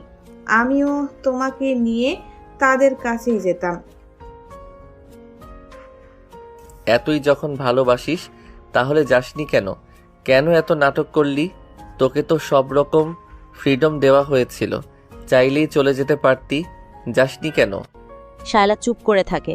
আরশাদ আবার বলে, আমার টাকায় খাবি, পড়বি আর অন্যের সঙ্গে রঙ্গলীলা করবি, তাই না? তুই কি ভেবেছিস তোর চালাকি আমি ধরতে পারবো না? আমি বুঝতে পেরে গেছি তুই কেন আমাকে ছেড়ে এখনো যাসনি। ওই বাড়িটার জন্য, তাই না? বাড়িটা তোর নামে লিখে দিলেই তুই আমাকে ছেড়ে চলে যেতি। কি আমি ঠিক বলেছি না? শায়লা এবারেও চুপ করে থাকে। বিয়ের 1 বছর পরই আরশাদ নিজেদের জন্য আলাদা একটা বাড়ি তৈরি করার সিদ্ধান্ত নেয়। বাড়িতে যেখানে হবে সেই জমি শহর থেকে একটু দূরে। বাড়ির কাজ শুরু করার পর আরশাদ সিদ্ধান্ত নেয় বাড়িটা শায়লাকে গিফট করবে। একদিন কথায় কথায় শায়লাকে বলে ফেলেছিল নিজের সিদ্ধান্ত। বাড়ির আনুমানিক খরচ কত হবে জিজ্ঞাসা করায় আরশাদ জানিয়েছিল বাজেট 10 কোটি টাকা, এর কম বেশিও হতে পারে। শায়লা হিসাব করে দেখেছিল বাড়ির জমিসহ পুরো বাড়ির দাম প্রায় 20 কোটি টাকা। আর এই বাড়ির লোভেই শায়লা এতগুলো দিন ধরে আরশাদের সাথেই আছে। বাড়িটা ওর নামে লিখে দিলেই আরশাদের কপালে লাথি দিয়ে চলে যাবে নিশানের কাছে। বাড়ির কাজ কমপ্লিট হয়, পুরো বাড়ি ফার্নিচার দিয়ে সাজানো হয় আরশাদের পছন্দসই। 1 মাস পর শায়লার জন্মদিন, সেদিনই বাড়িটা শায়লার নামে লিখে দিতে চেয়েছিল আরশাদ, কিন্তু তার আগেই আজকে সবকিছু জানতে পেরে গেছে। ভাগ্যিস আগেই জানতে পারল না, তো আরশাদের এত বছরের পরিশ্রম হাতিয়ে নিয়ে আরেকজনের হাত ধরে চলে যেত সুখে সংসার করার জন্য। আরশাদ গত 5 বছরে আলাদাভাবে যতটুকু আয় করেছিল সবটা খরচ করেছে বাড়ি করার পেছনে। বাবার বিজনেসের টাকা নিজের বাড়ির পেছনে খরচ করেনি। আরশাদ 6 বছরে বাবার বিজনেস অনেক দূর এগিয়ে নিয়ে এসেছে। দেশ পেরিয়ে বিদেশেও ছড়িয়ে পড়েছে ওদের বিজনেস। বাবার বিজনেস বাদেও নিজে আলাদাভাবে শেয়ারে বিজনেস চালু করেছে স্পেনে। পড়াশোনার জন্য সেখানে ছিল এবং বিজনেস পার্টনারদের সঙ্গে পরিচয় হয়েছিল। আরশাদ সময় নষ্ট করে না, সকলের সামনেই গর্জন তুলে বলে, আজকে এই মুহূর্তে তোকে আমি তালাক দিচ্ছি। 1 তালাক, 2 তালাক, 3 তালাক। আজকে থেকে তোর সাথে আমার কোনো সম্পর্ক নেই। এতগুলো বছরে আমার অনেক টাকা পাচার করেছিস নিজের পরকীয়ার প্রেমিকের কাছে। তুই এই বাড়ি থেকে একটা সুতোও নিতে পারবি না। এক্ষুনি বের হবি এই বাড়ি থেকে। আমার পেছনে আরও ষড়যন্ত্র করার চেষ্টা করবি তো তোদের দুটোকেই ধরে জেলে ভরে দেব। আমার কত টাকা লুটেছিস দুজন, সব প্রমাণ আছে আমার কাছে। বের হ বাড়ি থেকে। এই আপনাদের মেয়েকে নিয়ে বের হন বাড়ি থেকে। অফিসিয়ালি ডিভোর্সের দিন কোর্টে দেখা হবে। যান এখন এখান থেকে। এই নষ্ট মহিলা, বের হ আমার রুম থেকে। শায়লার ভাই রাগে অপমানে তেড়ে এসে শায়লাকে মেরে ধরে ধূপধাপ শব্দ তুলে বেরিয়ে যায় রুম থেকে। ওর ইচ্ছে করছে শায়লাকে এখানে জবাই করে রেখে যেতে। শায়লার বাবা কোনো কথা না বলে গটগট করে হেঁটে বেরিয়ে যান রুম থেকে। শায়লার মা বেরিয়ে যেতে নিলেই আরশাদ রেগিয়ে ওনার দিকে তাকিয়ে বলে, কি বলেছি শুনতে পাননি? আপনাদের মেয়েকে নিয়ে যান, নয়তো ওকে খুন করব আমি। খুন করেই ফেলো, একে আমি আমার বাড়িতে নিব না। এই দিন দেখার আগে কেন আমার মরণ হলো না? আরশাদ শায়লার হাত ধরে টেনে নিয়ে রুম থেকে বের হয়। ওর বড় বড় কদমের সাথে পেরে উঠছে না শায়লা। আরশাদ এক প্রকার ওকে টেনে হিচড়ে নিচে নামাচ্ছে। বাড়ি থেকে বেরিয়ে রাস্তায় ছুঁড়ে ফেলে এক প্রকার একদলা থুতু ছুঁড়ে দিয়ে মুখের উপরে গেট লাগিয়ে দেয়। উল্টো ঘুরে সোজা নিজের রুমে চলে আসে। দরজা লাগিয়ে স্থির হয়ে দাঁড়ায়। বুকের ভেতর যন্ত্রণায় ফেটে যাচ্ছে, শ্বাস বন্ধ হয়ে আসছে। কাকে এত ভালোবাসতো এতকাল? কাকে নিয়ে রোজ স্বপ্ন দেখত? কার ভালো রাখার জন্য দিনরাত পরিশ্রম করত? কার জন্য এত কিছু করেছে? একজন বিশ্বাসঘাতক স্বার্থপর নষ্ট মহিলার জন্য এত কিছু করলো এতকাল? একসাথে থেকেও কেন এতকাল কিছু বুঝতে পারল না? ভালোবাসায় এতটাই অন্ধ হয়ে গিয়েছিল যে শায়লাকে নিয়ে অমন কিছু ভাবার দুঃসাহস করত না আরশাদ। প্রাণপ্রিয় স্ত্রী, কি না করেছে এই মেয়েটার জন্য? যা চেয়েছে সব দিয়েছে, যেভাবেই হোক, যখন যা করতে চেয়েছে তাই করতে দিয়েছে, সব রকম ফ্রিডম দিয়েছিল। আর এই মহিলা কি করলো? গত 4টা বছর ধরে ওকে নিখুঁতভাবে ঠকিয়ে গেল। কি নিখুঁত তার এই অভিনয়! ওই মায়াবী চেহারায় এত নিখুঁত অভিনয় কিভাবে লুকিয়ে রাখতে পারত? আসলে কি ওই চেহারা মায়াবী ছিল? কই, ওই চেহারা তো ওর কাছে দুপুর থেকে একটু মায়াবী লাগেনি, বরং লেগেছে ভয়ঙ্কর রকমের হিংস্র। বেশি ভালোবাসতো যেই তাই মায়াবী লাগতো আগে। এই শায়লাকে ভালোবাসেনি আরশাদ। ও ভালোবেসেছিল সেই শায়লাকে যে কিনা ওর হাত ধরে ওর চোখে চোখ রেখে বলেছিল, আমি সারা জীবন তোমার সাথে থাকবো, কোনোদিনও তোমার হাত ছাড়ব না, তুমি আমার জীবনের প্রথম এবং শেষ পুরুষ। হাঁটু মোড়ে বসে পড়ে আরশাদ, বুকের বাম পাশে শক্ত করে চেপে ধরে জড়ানো গলায় বলে, কেন আমাকে এভাবে ঠকালে? আমি তোমার এই রূপ কিছুতেই মানতে পারছি না। তুমি বলেছিলে আমি তোমার জীবনের প্রথম পুরুষ, অথচ আমি দ্বিতীয় জন ছিলাম। এত নিখুঁত অভিনয় তুমি কিভাবে করলে এতগুলো দিন ধরে? তুমি লাস্ট মেসেজে কি লিখেছিলে? আমাকে তোমার এখন সহ্য হয় না, আমাকে দেখলে তোমার খুন করতে ইচ্ছে করে। বিশ্রী ভাষায় গালাগালি করতে শুরু করে শায়লাকে উদ্দেশ্য করে। বসা থেকে উঠে শায়লার যা যা হাতের কাছে পায় সবকিছু ছুঁড়ে ফেলতে শুরু করে। রুমের বাইরে দাঁড়িয়ে সবাই রুমের ভেতরে চলা তাণ্ডব স্পষ্ট অনুভব করতে পারছে। আরশাদ রুমের ভেতরে পাগলের মতো চিৎকার শুরু করেছে রীতিমতো। পুরো বাড়ি কেঁপে উঠছে যেন ওর চিৎকার আর তাণ্ডবে। 1 সপ্তাহ পর আরশাদ আর শায়লার অফিসিয়ালি ডিভোর্স হয়। এই 1 সপ্তাহ পাগলের মতো কেটেছে আরশাদের। না ঠিকমতো খেয়েছে, না নিজের রুমে প্রবেশ করেছে, আর না অন্য কিছু করেছে। সারাদিন পাগলের মতো এদিক সেদিক ঘুরে বেরিয়েছে শুধু। বাড়িতে ফিরলেও নিজের রুমে প্রবেশ করেনি, গেস্ট রুমে থেকেছে। যা কিছুর প্রয়োজন হয়েছে ছোট ভাই বোন নয়তো মাকে দিয়ে আনিয়ে নিয়েছে। ওই রুমে প্রবেশ করলে আরও পাগলের মতো হয়ে গেছে। শায়লার সাথে কাটানো স্মৃতিগুলো মাথা চাড়া দিয়ে উঠেছে। সব কিছু ধ্বংস করে দিতে ইচ্ছে করেছে তখন। অফিসিয়ালি ডিভোর্স হওয়ার পর আরশাদ ওই বাড়িতে আর ফিরে যায়নি। নিজের টাকায় করা বাড়িটায় চলে আসে একাই। কারোর সাথে থাকতে ওর ভালো লাগছিল না। ওই বাড়িতে গেলেও দম বন্ধ হয়ে আসত। পরিবারের সবাইকে এই বাড়িতে আসতেও নিষেধ করে দিয়েছে। ওকে ডিস্টার্ব করতে কেউ যেন এই বাড়িতে না আসে। ওর যখন ইচ্ছা হবে তখন নিজেই যাবে বাড়িতে। অবশ্য অফিসে গেলে রোজ দেখা হয় বাপ ভাইয়ের সাথে। ডিভোর্সের 15 দিন পর বেশ রাত করে অফিস থেকে ফিরছিল আরশাদ। ওর মনে শান্তি লাগছিল না। মাঝ রাস্তায় গাড়ি থামিয়ে নেমে দাঁড়ায় গাড়ি থেকে। পূর্ণিমার চাঁদের আলোয় রাস্তা পুরোপুরি পরিষ্কার, রাস্তা পুরোপুরি ফাঁকা। আশেপাশে একটা কুকুরও নেই। ওর ইচ্ছে করছে মরে যেতে। এভাবে আর বেঁচে থাকতে ইচ্ছে করছে না। গাড়ি ফেলে রেখে এলোমেলোভাবে গন্তব্যহীন হাঁটতে শুরু করে। পাগলের মতো অবস্থা, কোথায় যাচ্ছে নিজেও জানে না। কিছুদূর হেঁটেই আরশাদের পা দুটো থেমে যায়। কানে ভেসে আসে নবজাতক শিশুর কান্না। আশেপাশে নজর বোলায়। এত রাতেই ফাঁকা রাস্তা, বাচ্চা কাচ্চা কোথায়? কান্না অনুসরণ করে আগায়, এসে দাঁড়ায় ডাস্টবিনের পাশে। পকেট থেকে ফোন বের করে টর্চ অন করে। রক্তমাখা কাপড়ে আচ্ছাদিত করা একটা বাচ্চা গলা ছেড়ে কেঁদে চলেছে। আরশাদ স্থির হয়ে দাঁড়িয়ে থাকে কিছু সময়, তারপর ঝুঁকে পড়ে বাচ্চাটার দিকে। হাত বাড়িয়ে গায়ের উপর থেকে কাপড় সরিয়ে দেয়। কয়েক ঘন্টা আগেই বোধহয় জন্ম হয়েছে। সোজা হয়ে দাঁড়িয়ে আশেপাশে নজর বোলায়। নিজের গায়ের শার্ট খুলে ফেলে। বাচ্চাটাকে তুলে শার্ট দিয়ে পেঁচিয়ে নেয়। রক্তমাখা নোংরা কাপড় আর ধরে না। উল্টো ঘুরে আবার হাঁটা শুরু করে গাড়ির দিকে। শহর থেকে কিছুটা দূরে হওয়ায় রাস্তাঘাট একদম ফাঁকা। মানুষজনের একটা টু শব্দ অবধি নেই। আশ্চর্যের ব্যাপার হচ্ছে, আরশাদ বাচ্চাটাকে কোলে তুলে নেওয়ার পরে কান্না বন্ধ হয়ে গেছে। এক হাতে ড্রাইভিং করে বাড়িতে পৌঁছায় আরশাদ। ওর বাড়িতে এক মধ্যবয়স্ক দম্পতি থাকে বাড়ির কাজকর্ম আর রান্নাবান্না করার জন্য। মহিলা আরশাদের কোলে ছোট বাচ্চা, তাও আবার এমন অবস্থায় দেখে অবাক হয়ে তাকিয়ে থাকে। আরশাদ নিজেই বাচ্চাটাকে মহিলার কোলে তুলে দিয়ে বলে পরিষ্কার করে খাওয়াতে। বাচ্চাটাকে পরিষ্কার করার পর নরম কাপড়ে আচ্ছাদিত করে গরুর দুধ গরম করে খাওয়ায়। খাওয়ার পর ঘুমিয়ে যায়। ছোট দেহখানায় বেশ কয়েকটা আঘাতের চিহ্ন পাওয়া যায়। বেশ অযত্নে অবহেলায় রাস্তার পাশে ডাস্টবিনে ফেলে রেখে গিয়েছিল কোনো এক হৃদয়হীন মানুষ। আরশাদ ফ্রেশ হয়ে এসে চুপচাপ খাবার খায়।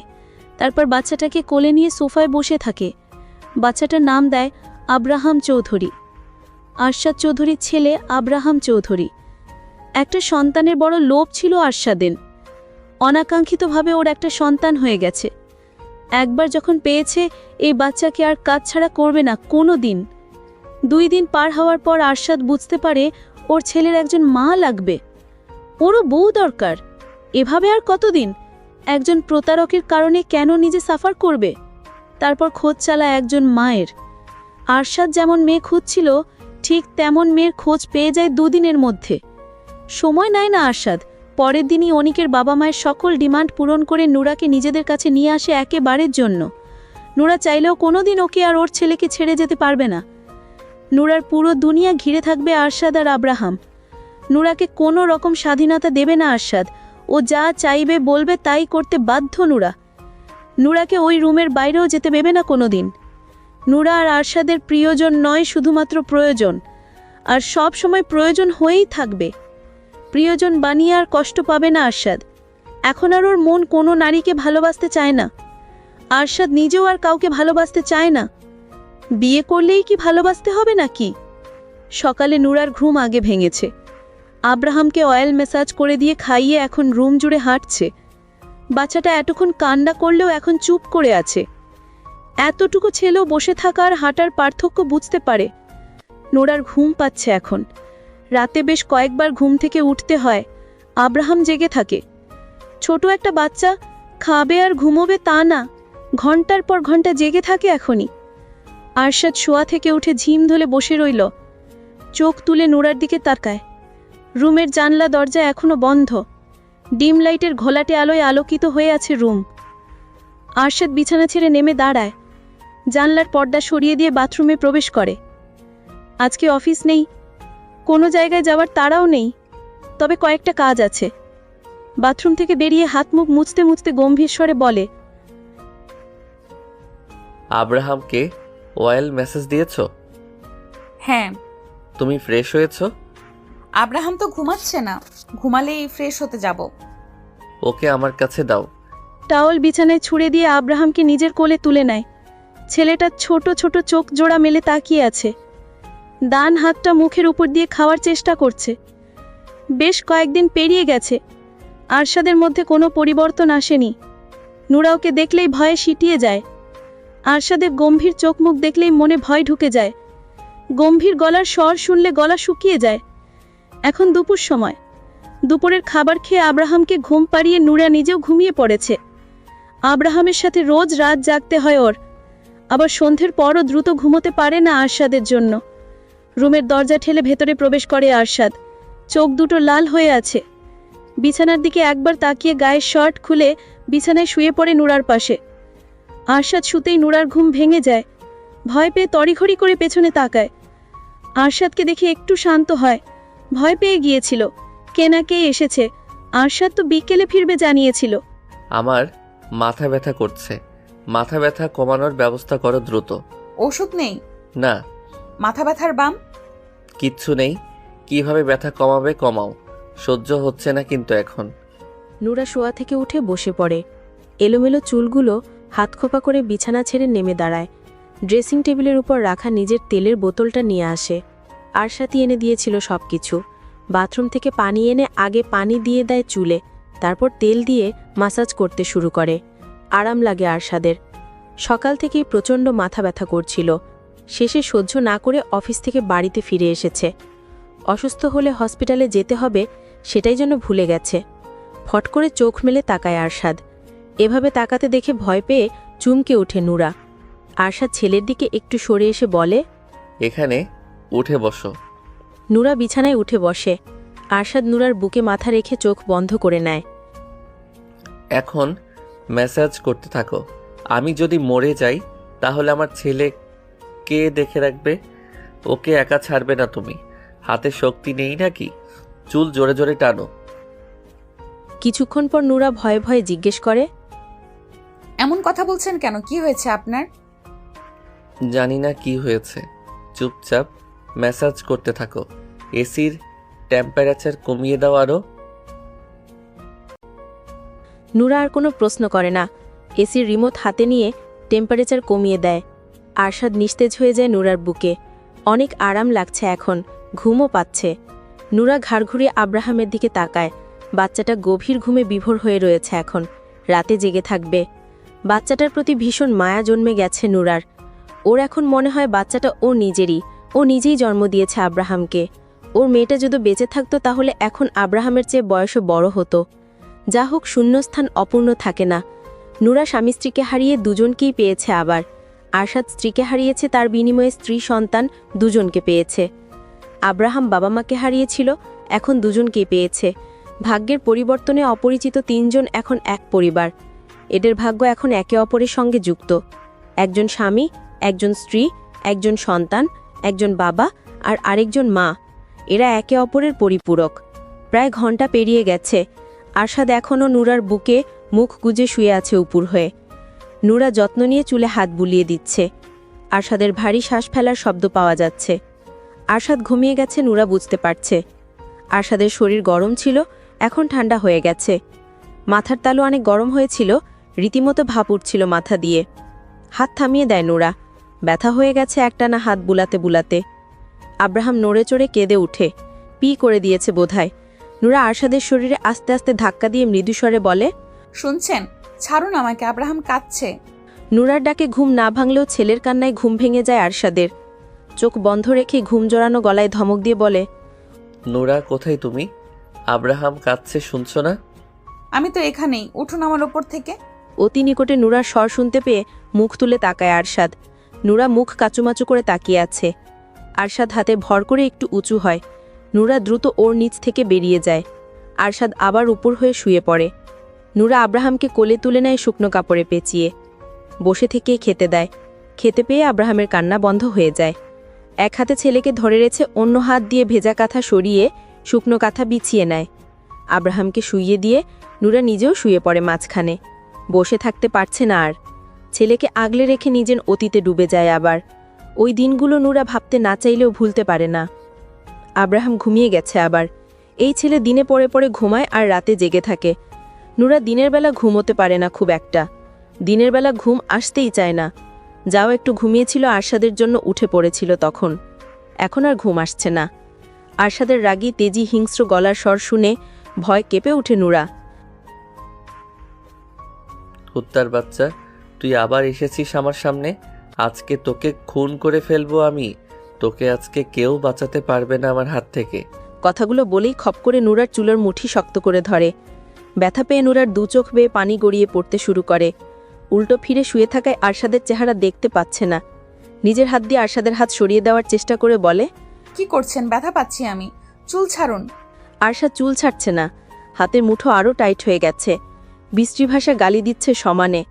নূরারও কয়েকবার ডাকে। আরশাদর ডাকে সারা শব্দ করে না। নিজের মতো গালাগালি করছে আর চুলের মুঠি ধরে টানাটানি করছে। কি করেছি আমি? ব্যথা পাচ্ছি তো, ছাড়ুন না। আরশাদের ঘুম ভেঙে যায়। এখনও উপর হয়েই শুয়ে আছে। ঘাড় ঘুরিয়ে তাকায় নিজের পাশে।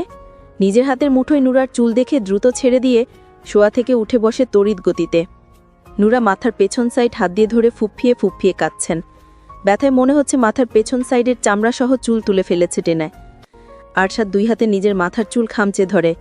স্বপ্নের মধ্যে শায়লার চুলে মুঠি ধরেছিল আর এতক্ষণ ওকেই গালি দিচ্ছিল, নিজেকে কন্ট্রোল করতে না পেরে। কিন্তু বাস্তবে যে নূরার চুলে মুঠি চেপে ধরেছে তা তো ওর কল্পনায়ও ছিল না। এক শয়তানকে মারতে গিয়ে শুধু শুধু মেয়েটাকে কষ্ট দিল। নূরার দিকে এগিয়ে নূরাকে টেনে নিজের দিকে ফেরায়। আরশাদের চেহারা লাল হয়ে গেছে। চোখ দুটো বেয়ে ঝরঝর করে পানি গড়িয়ে পড়ছে। আরশাদ নিজের উপরে নিজেরই রাগ হচ্ছে এখন। নূরার চোখের পানি মুছিয়ে দিতে দিতে অপরাধীর ন্যায় গম্ভীর স্বরে বলে, আমি ইচ্ছে করে তোমাকে ব্যথা দেইনি। ঘুমের মধ্যে স্বপ্ন দেখে এমন করে ফেলেছি। প্রথমেই ডাকনি কেন আমাকে? নূরা কাঁদতে কাঁদতে বলে, ডেকেছিলাম, আপনি শোনেননি? অনেক ব্যথা করছে। হ্যাঁ। আরশাদ নিজের হাতের দিকে তাকায়। ওর যেই হাত আরেকটু হলেই মেয়েটার শরীর থেকে মাথা আলাদা করে দিত বোধহয়, চুল ধরে টানাটানি করতে করতে। নূরার পাশে শুয়ে পড়ে আবার। হঠাৎ ঘুম থেকে জেগে লাফিয়ে উঠে বসার কারণে মাথার মধ্যে আবার যেন কেমন করছে। বাম হাত দিয়ে নূরার মাথার পেছনে হাত বুলিয়ে বলে, আমি আসলে বুঝতে পারিনি তোমার চুলগুলো ধরেছি। এখন মনের মধ্যে আরেকটা ভয় ঢুকে গেল। আজকে দিনে দুপুরে ঘুমের ঘোরে যেভাবে চুল ধরেছিল, কবে যেন ঘুমের ঘোরে গলা চেপে মেরে ফেলে। ঘুমের ঘোরে আব্রাহামকে যদি কিছু করে। নানান ভয় মাথায় কিলবিল করতে শুরু করে। নানা বিষয়ে চিন্তা করতে করতে কান্না বন্ধ হয়ে গেছে আপনা আপনি। এখনো ব্যথা করছে? নূরা চোখের পানি মুছে বলে, না, ঠিক আছি। আরশাদ নূরাকে টেনে এনে বুকে চেপে ধরে বলে, এরপর থেকে এমন কিছু হলে দ্রুত আমাকে জাগিয়ে দেবে। আচ্ছা। ছোট মেয়েটা আরশাদের বুকের সাথে মিশে গেছে একদম। আরশাদ যখন নূরাকে জড়িয়ে ধরে তখন পেছন থেকে কেউ দেখলে বুঝতেই পারবে না আরশাদের সামনে কোনো মানুষ আছে। আব্রাহাম আবার কেঁদে ওঠে। আরশাদ নূরাকে ছেড়ে দিয়ে বলে, ওকে মাঝখানে আনো। নূরা উঠে বসে আব্রাহামকে আরশাদের কাছে শুইয়ে দিয়ে নিজেও শোয়। খেতে দিতেই কান্না বন্ধ হয়ে যায় আব্রাহামের। আরশাদ ছেলের খটো হাতটা মুঠো করে ধরে চুমু খায়। বালিশ ছেড়ে নিজের দিকে নেমে ছেলের মাথায় চুমু খায়। মুখ তুলে নূরার মুখের দিকে তাকাতেই নূরা চোখ সরিয়ে নেয়। অল্প খেয়েই ছেড়ে দেয় আব্রাহাম। এখন বেশি খিদে লাগেনি। আরশাদ ছেলেকে নিজের দিকে ফেরায়। বুকে আগলে ধরে কথা বলতে শুরু করে ছোট ছেলের সাথে। ছেলেটা ছোট ছোট চোখ জোড়া মেলে বাবার মুখের দিকে তাকিয়ে আছে। নূরা শোয়া থেকে উঠে বিছানা ছেড়ে নেমে দাঁড়ায়। হাত মুখ ধোয়ার জন্য বাথরুমে প্রবেশ করে। মাথার পেছনে এখনও ব্যথা করছে। কি শক্ত করেই না চেপে ধরেছিল চুলের মুঠি। কাকে স্বপ্নে দেখে ওর চুলগুলো এভাবে ধরল? কাকে ওই ভাষায় গালি দিল? ভাবনাগুলো মাথায় ঘুরপাক খেলেও আরশাদকে প্রশ্ন করার দুঃসাহস দেখায়নি নোরা। হন্তদন্ত হয়ে বেডরুমে প্রবেশ করে এরশাদ। নূরা মাত্রই বাথরুম থেকে বেরিয়েছে। এরশাদকে দেখতেই পা দুটো থেমে গেছে। কেই যুবক এই রুমে এভাবে কেন প্রবেশ করল? ঘাড় ঘুরিয়ে বিছানায় শুয়ে থাকা আরশাদের দিকে তাকিয়ে দেখে আরশাদ যুবকটার দিকেই তাকিয়ে আছে। নূরা হেঁটে এসে আরশাদের পাশে দাঁড়ায় মাথা নিচু করে। আরশাদ ছেলেকে ছেড়ে শোয়া থেকে উঠে বসে ছোট ভাইয়ের দিকে তাকিয়ে গম্ভীর স্বরে বলে, তুই এখানে কেন? এরশাদ বোধহয় ভাইয়ের কথা শুনতে পায়নি। অবাক হয়ে তাকিয়ে দেখছে বিছানায় শুয়ে থাকা বাচ্চাটাকে আর ভাইয়ের পাশে দাঁড়িয়ে থাকা মেয়েটাকে। কারা এরা? এই বাড়িতে আর এই রুমে কি করছে? আরশাদের উদামগা, অফিসের ফর্মাল প্যান্ট পরনে রয়েছে এখনও। অফিসে আরশাদকে না দেখে খোঁজ করলে জানতে পারে আরশাদ মাথা ব্যথার কারণে অফিস থেকে বেরিয়ে এসেছে। অনেকবার কল করলেও রিসিভ হয় না। পরে আরশাদের বাড়ির দারোয়ানকে কল করে জানতে পারে আরশাদ বাড়িতে ফিরে এসেছে। অফিসে একটু কাজ ছিল, সেই কাজ শেষ করে ভাইকে দেখতে এসেছে। এখন কি অবস্থা? যদি মাথা ব্যথা ঠিক না হয় তাহলে হসপিটালে নিয়ে যাবে, কিন্তু এখানে এসে তো ভীষণ রকমের অবাক হয়ে গেছে। আরশাদ গলার স্বর বাড়িয়ে ডেকে ওঠে। এরশাদ। এরশাদ স্বাভাবিক হয়, নুরার দিকে তাকিয়েই ভাইয়ের কাছে এগিয়ে এসে দাঁড়ায়। ভাইয়ের দিকে তাকিয়ে বলে, তোমার মাথা ব্যথা এখন ঠিক হয়েছে? হ্যাঁ, তুই এখানে এসেছিস কেন? কল করেছিলাম অনেকবার, রিসিভ করনি, তাই দেখতে আসলাম। ভয় পেয়ে গিয়েছিলাম যদি সিরিয়াস কিছু হয়। ফোন গাড়িতেই রয়ে গেছে, এখন ঠিক আছি আমি। এরশাদ নুরার দিকে আঙ্গুল তুলে বলে, ওকে ভাইয়া। আরশাদ নুরার দিকে তাকিয়ে আবার ভাইয়ের মুখের দিকে তাকায়, গম্ভীর স্বরে বলে, ও নুরা, তোর ভাবি। এরশাদ যেন আকাশ থেকে পড়ল এমন অবস্থা হয়েছে ওর। বিস্ময় নিয়ে চোখ দুটো বড় বড় হয়ে গেছে। বিস্ময় নিয়েই বলে, তুমি বিয়ে করেছো? হ্যাঁ, নুরা ও আমার ছোট ভাই এরশাদ চৌধুরী। নুরা এরশাদের মুখের দিকে তাকায় একবার। দুই ভাইয়ের চেহারার মিল আছে কিছুটা। আরশাদের পরিবারের মানুষ আছে তাহলে। নুরা নিচের দিকে তাকিয়ে সালাম দেয়। আসসালামু আলাইকুম ভাইয়া। ওয়ালাইকুম আসসালাম। এরশাদ বিছানায় শুয়ে থাকার আব্রাহামের দিকে তাকিয়ে বলে, ভাইয়া ও। বাকি কথা বলার আগেই আরশাদ ওকে থামিয়ে দেয়। আব্রাহামকে কোলে তুলে নিয়ে বিছানা ছেড়ে নেমে দাঁড়ায়। দরজার দিকে এগিয়ে যেতে যেতে বলে, এরশাদ, নিচে আয়। কবে বিয়ে করেছো ভাইয়া? 1 সপ্তাহ হয়েছে। বিয়ে করেছো অথচ আমাদের কাউকে একটাবার বললেও না? 1 সপ্তাহ হয়ে গেছে আর আজকে জানতে পারলাম। আরশাদ চুপ করে থাকে। এরশাদ পুনরায় বলে, এই বাচ্চার বাবাকে? আমি বলতে চাইছি ওর আসল বাবাকে। জানি না। কোথায় পেয়েছো ওদের? আব্রাহামকে ডাস্টবিনে পেয়েছিলাম। এমন কথা শোনার জন্য মোটেও প্রস্তুত ছিল না এরশাদ। ডাস্টবিনে পেয়েছে মানে কি? তাহলে নুরাকে কোথায় পেয়েছে? অবাক হয়ে বলে, ভাবিকে কোথায় পেয়েছো? নুরাকে কিনে এনেছি। মানে? নুরাকে সারা জীবনের জন্য কিনে এনেছি। এই পৃথিবীর বুকে যতদিন বেঁচে আছে ততদিন আমার সাথে থাকবে। কত টাকা দিয়ে কিনে এনেছো? 1 মিলিয়ন। কোথা থেকে এনেছো? এত কিছু জেনে কি করবি? তার মানে এই বাচ্চা, মানে আব্রাহাম তোমার বা ভাবির কারো নিজের সন্তান না? আরশাদ রাগী চোখে ভাইয়ের দিকে তাকিয়ে ছেলের মুখের দিকে তাকায়। ছেলের তুলতুলে গালে আঙ্গুল ছুঁয়ে চাপা রাগী স্বরে বলে, কে বলেছে তোকে আব্রাহাম আমার আর নোরার আপন সন্তান? এই কথাগুলো মস্তিষ্কের ভেতর গেঁথে নে। দ্বিতীয়বার যেন এমন কথা আর না শুনি আমি। রেগে যাচ্ছ কেন? আমি ওইভাবে কিছু বলতে চাইনি। তাহলে কিভাবে বলতে চেয়েছিস? বাদ দাও এইসব কথা। বাড়িতে যাবে না? ভাবিকে আর আব্রাহামকে নিয়ে বাড়িতে ফিরে চলো। কোথাও যাব না। কেন? আমার ইচ্ছে। তুই যা এখান থেকে, বাড়িতে যা। এরশাদ তাকিয়ে থাকে ভাইয়ের দিকে। আব্রাহাম ড্যাব ড্যাব করে তাকিয়ে আছে বাবার মুখের দিকে। এরশাদ সোফা ছেলে ভাইয়ের পাশে এসে বসে।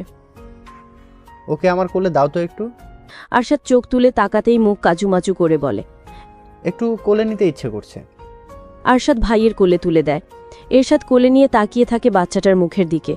ভীষণ মায়াবী চোখ জোড়া, হাতের মুখে পুরে ওর মুখের দিকে তাকিয়ে আছে।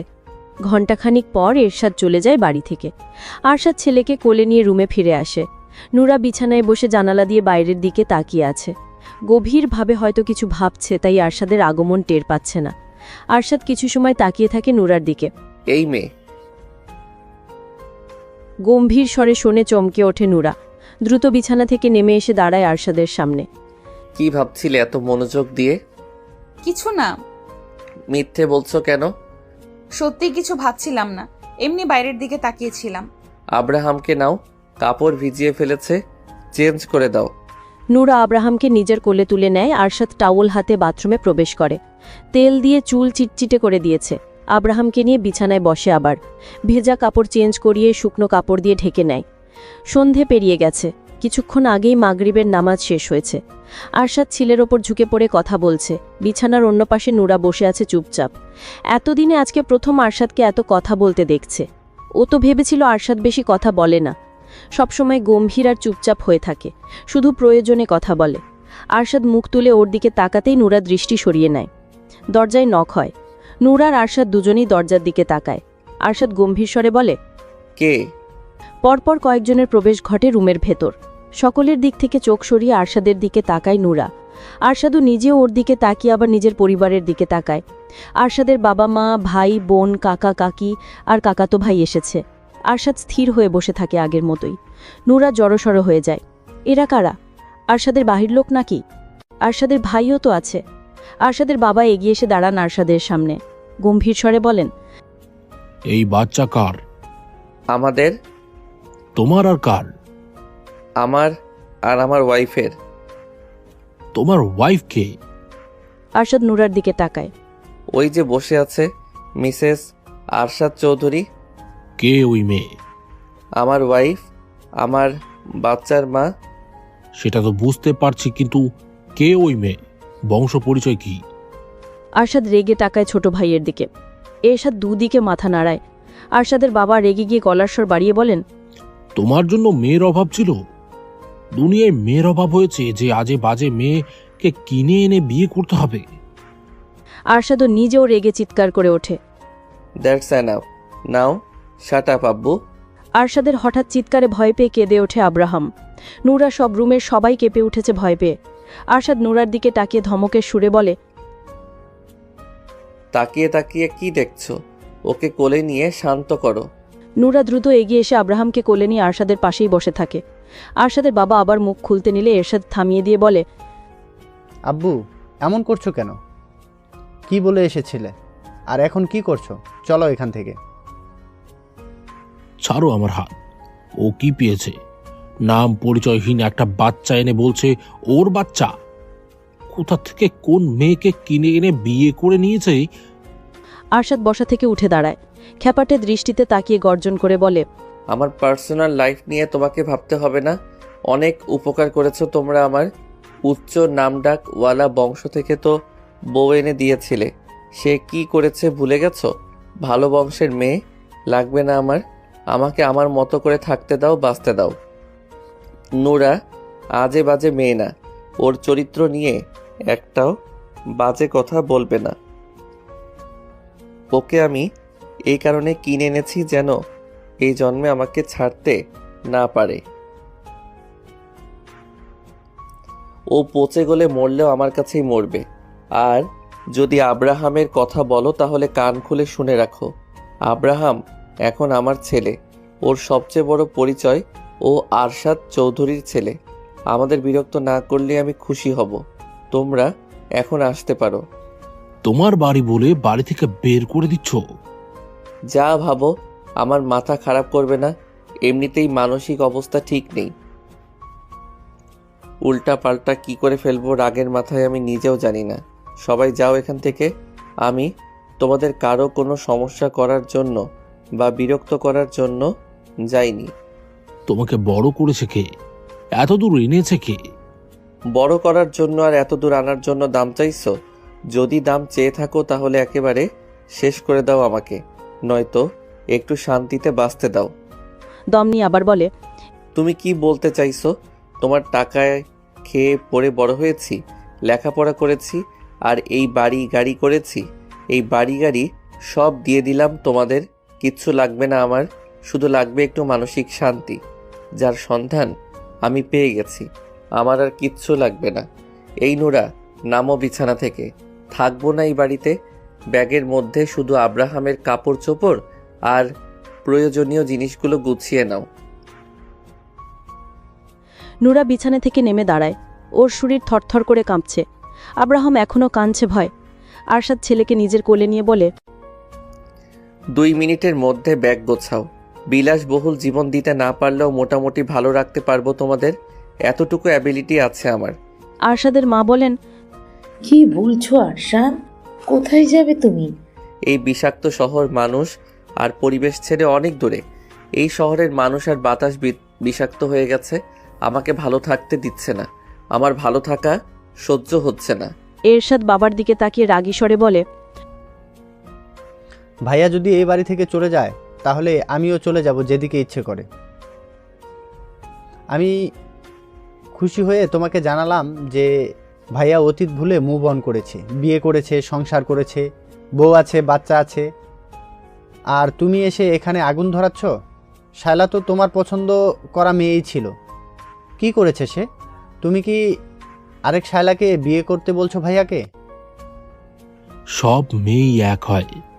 শায়লা অমন ছিল বলে কি অন্য মেয়েও অমন হবে?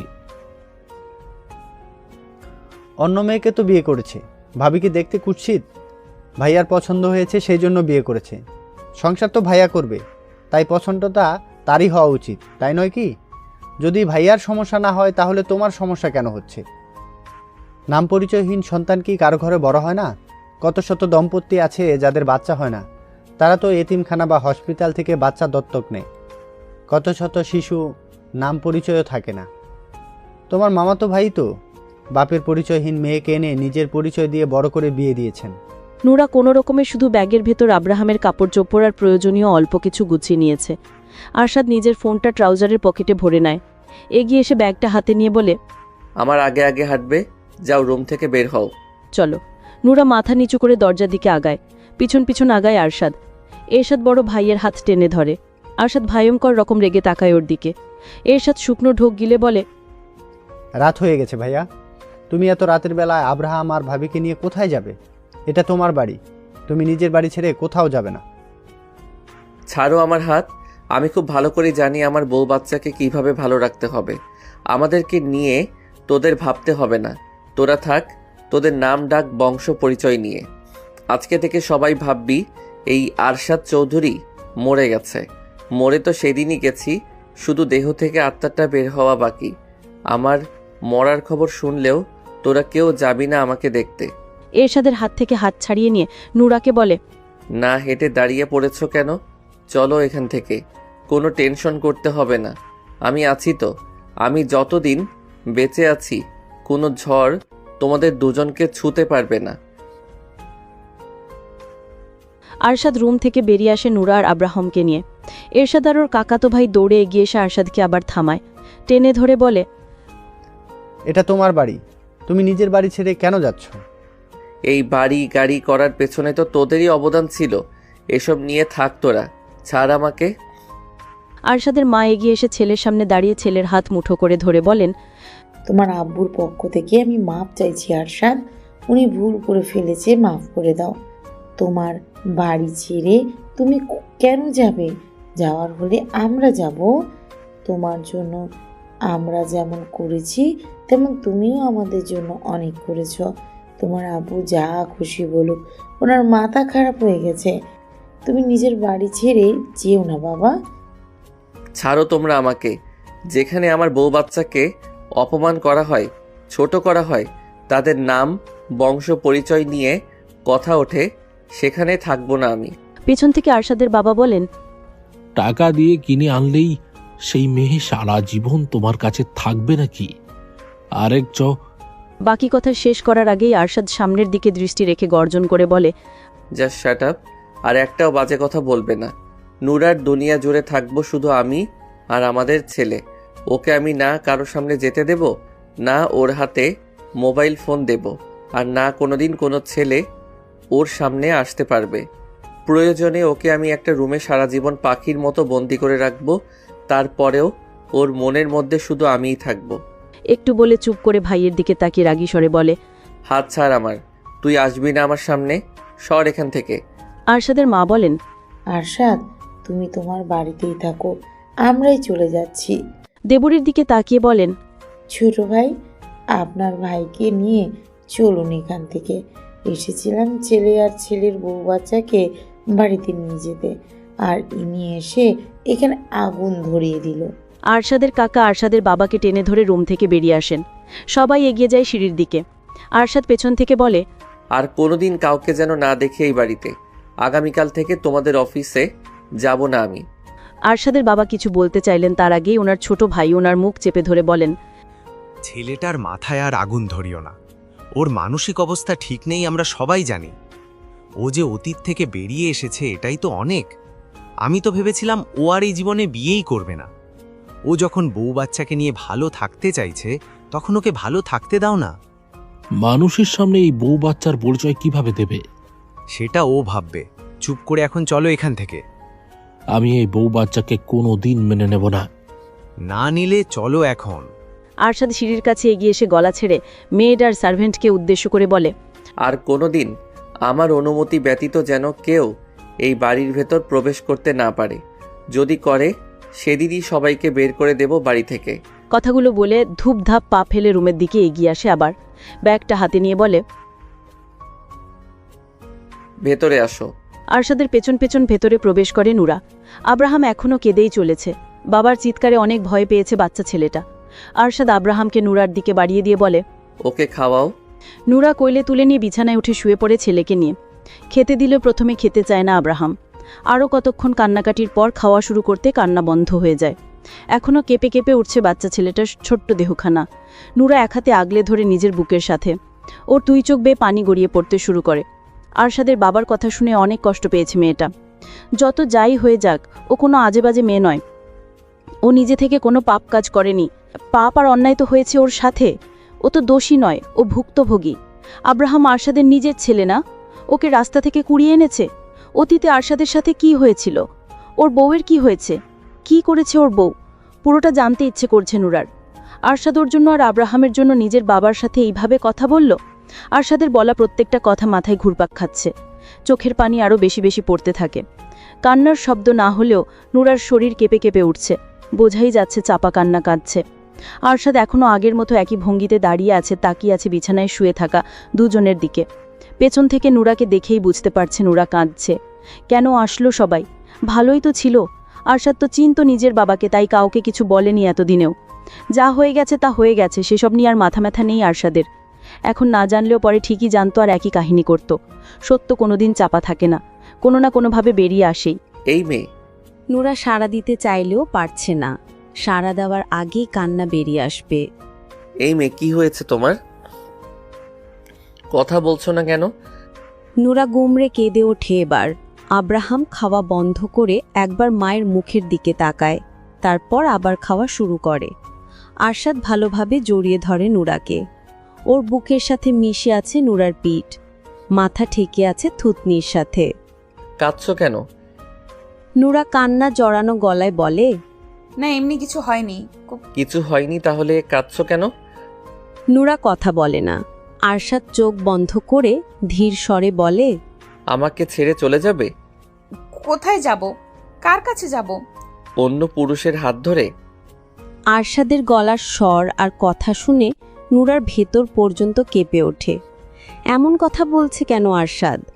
অন্য পুরুষের হাত ধরে কেন চলে যাবে? কথা বলছো না কেন? অন্য পুরুষের সাথে কেন যাব? আমাকে ভালো না লাগলে? নূরা ঘাড় উল্টে আরশাদের মুখের দিকে দেখার চেষ্টা করে। আরশাদ আবার বলে, অন্য পুরুষের দিকে তাকালেও তোমার চোখ উপড়ে নেব আমি। তুমি শুধু আমাকে দেখবে, আমাকে ভালোবাসবে, এই আরশাদ চৌধুরীকে। তোমার মনের অলিতে গলিতে শুধুমাত্র আমার বিচরণ থাকবে। নূরা ঘাড় সোজা করে নেয়। আরশাদ নূরার গালে হাত রেখে নিজের মুখের দিকে ফিরিয়ে বলে, বলো, ভালোবাসবে না আমাকে? বাসবো। আমাকে ছেড়ে অন্য কোনো পুরুষকে ভালোবাসবে? নূরা কান্না গিলে বলে, এসব কি বলছেন আপনি? যা জিজ্ঞেস করেছি তার উত্তর দাও। অন্য কাউকে কেন ভালোবাসবো? আপনি আমার স্বামী, ভালোবাসলে তো আপনাকেই বাসবো। অনেকের কথা মনে পড়ে না তোমার? নূরা স্তব্ধ। উত্তর দাও। না, মনে পড়ে না। কেন পড়ে না? ভালোবাসনি ওকে? ও তো তোমার স্বামী ছিল। ভালোবাসিনি। ওনাকে ভালোবাসার মতো কোনো কিছু উনি করেননি আমার জন্য। সব সময় শুধু আমাকে কষ্টই দিয়েছে, মারধর করেছে। আমাকে বিয়ে করার পরেও অন্য মেয়েদের কাছে গেছে। সব সময় আমার সাথে অন্যায় করেছে। আরশাদ আর কোনো কিছু বলে না। নূরাকে জড়িয়ে ধরে নিশ্চুপ হয়ে থাকে। নূরার দু চোখ বেয়ে পানি গড়িয়ে পড়তে থাকে। আরশাদ নূরাকে বিয়ে করে আনার পর থেকে আজ পর্যন্ত ওর সাথে করা ব্যবহারের কথাগুলো স্মরণ করে। ও নিজেও তো নূরার সাথে ভালো ব্যবহার করেনি, ভালোভাবে কথাও বলেনি। যতবার কথা বলেছে হয় রাগী গম্ভীর স্বরে, নয়তো ধমক দিয়ে। ওর আর অনেকের মধ্যে পার্থক্য কোথায়? ও নিজেও তো অনেকের মতো খারাপ আচরণই করে আসছে বিয়ের রাত থেকে। অনেকের মতোই তো ম্যারিটাল কি অন্যায়টাই না করে আসছিল এই ছোট্ট মেয়েটার সাথে। শায়লার উপরে জমে থাকা রাগের কারণে নিরীহ নূরাকে শাস্তি দিয়েছে। এই শাস্তি তো নূরার পাওয়ার কথা নয়। মেয়েটা তো ছোটবেলা থেকেই কষ্ট করে বড় হয়েছিল, শিকার হয়েছিল এক মানুষরূপী জানোয়ারের। ও নিজে এনেও তো সেই কষ্টই দিচ্ছে। ছোট মেয়েটা এত কিছু সহ্য করছে কিভাবে? ওকে দেখলেই কেমন ভয় জড়সড় হয়ে যায়। তখন নূরাকে দেখে ওর আনন্দই হতো, কিন্তু এখন কষ্ট হচ্ছে। ওকে কতটা ভয় পেয়ে মেয়েটা ভয়ে অমন জড়সড় হয়ে যেত। ও যেন নূরার জন্য একটা আতঙ্ক। মেয়েটা ভয়ে ওর দিকে তাকায়ও না ঠিক মতো। নূরার সাথে করা অন্যায়গুলো আরশাদের ভেতর অপরাধ বোধ জাগিয়ে তুলেছে। বড় অন্যায় করেছে মেয়েটার সাথে। কিছুটা সময় নীরবতায় পেরিয়ে যায়। আব্রাহাম ঘুমিয়েছে? হ্যাঁ। ওকে ছেড়ে এদিকে ফেরো। নূরা আব্রাহামকে ছেড়ে নিজের কাছ থেকে একটু দূরে শোয়ায়, ঘুরে শোয়ায় আরশাদের দিকে। আরশাদ নূরাকে বুকে চেপে ধরে, চুলের ভাঁজে আঙুল গলিয়ে দিয়ে নরম স্বরে বলে, সরি নোরা। আরশাদের কথা আর গলার স্বর শুনে অবাক নূরা বুক থেকে মুখ তুলে আরশাদের মুখের দিকে তাকায়। কান্না করার কারণে নূরার চোখ মুখ কিছুটা ফুলে উঠেছে। আরশাদ নূরার চোখে চোখ রেখে নরম স্বরে আবার বলে, আমি তোমার সাথে এই কয়েকদিন অনেক অন্যায় করেছি নোরা। অমানুষের সাথে থেকে আমিও অমানুষ হয়ে গিয়েছিলাম। একজনের রাগ আরেকজনের ওপর ঝেড়েছি। আমি তোমাকে অনেক কষ্ট দিয়েছি। মাফ করবে না আমাকে? ভালোবাসবে না আমাকে, নাকি অনেকের মতো আমিও তোমার মনে জায়গা পাবো না? নূরার দু চোখ ভরে ওঠে আবার। আরশাদ ওর গালে হাত রেখে ব্যাকুল স্বরে পাগলের মতো বলে, প্লিজ ভালোবাসো আমাকে। বলো ভালোবাসবে, বলো বেইমানি করবে না আমার সাথে, কোনো দিন ঠকাবে না আমাকে। কি হলো বলো? নূরা ফুঁপিয়ে উঠে আরশাদের পাগলামো কথা শুনে। আরশাদ নূরাকে আবার বুকে চেপে ধরে চুলে হাত বুলিয়ে বলে, দেখো আর কষ্ট দেব না আমি তোমাকে, একটু কষ্ট দেব না, প্রমিস। শুধু সারা জীবন আমাকে ভালোবাসবে। তোমার হৃদয়ের গভীরে তো এখনো কোনো পুরুষের জায়গা হয়নি, সেখানে তুমি আমাকে জায়গা দাও সারা জীবনের জন্য। নূরা আরশাদের টি শার্ট খামচে ধরে শক্ত হাতে, ভয় লাগলেও কাঁদতে কাঁদতে বলে, আপনি আর ধমক দিবেন না আমাকে? দেব না। রাগারাগি করবেন না আমার সাথে? করব না। রাতে কষ্ট দেবেন না আমাকে? আরশাদ চোখ বন্ধ করে একটু দম নিয়ে তারপর বলে, দেব না। এতদিন যা যা করেছি এমন কিছু আর করব না। তুমি শুধু আমার কথা শুনবে, চলবে, আমাকে আর আমাদের ছেলেকে ভালোবাসবে। সব করব। আমাকে কোনোদিন ঠকাবে না, আমার সাথে বিশ্বাসঘাতকতা করবে না, প্রতারণা করবে না আমার সাথে, মিথ্যে বলবে না আমাকে। কিচ্ছু করব না। কাঁদছো কেন? আব্বুর কথায় অনেক কষ্ট পেয়েছো? তোমাকে কষ্ট দেওয়ার জন্য আর কেউ আসবে না এই বাড়িতে। আপনি ওনাদের সাথে এমন করলেন কেন? আব্বু কি বলেছে শোনোনি? নূরা চুপ করে থাকে। খাবার খাবে, ওঠো। আরশাদ নূরাকে ছেড়ে দেয়। নূরা উঠে বসে, আরশাদও নিজে উঠে বসে। হাত মুখ ধুয়ে দুজনেই ফ্রেশ হয়।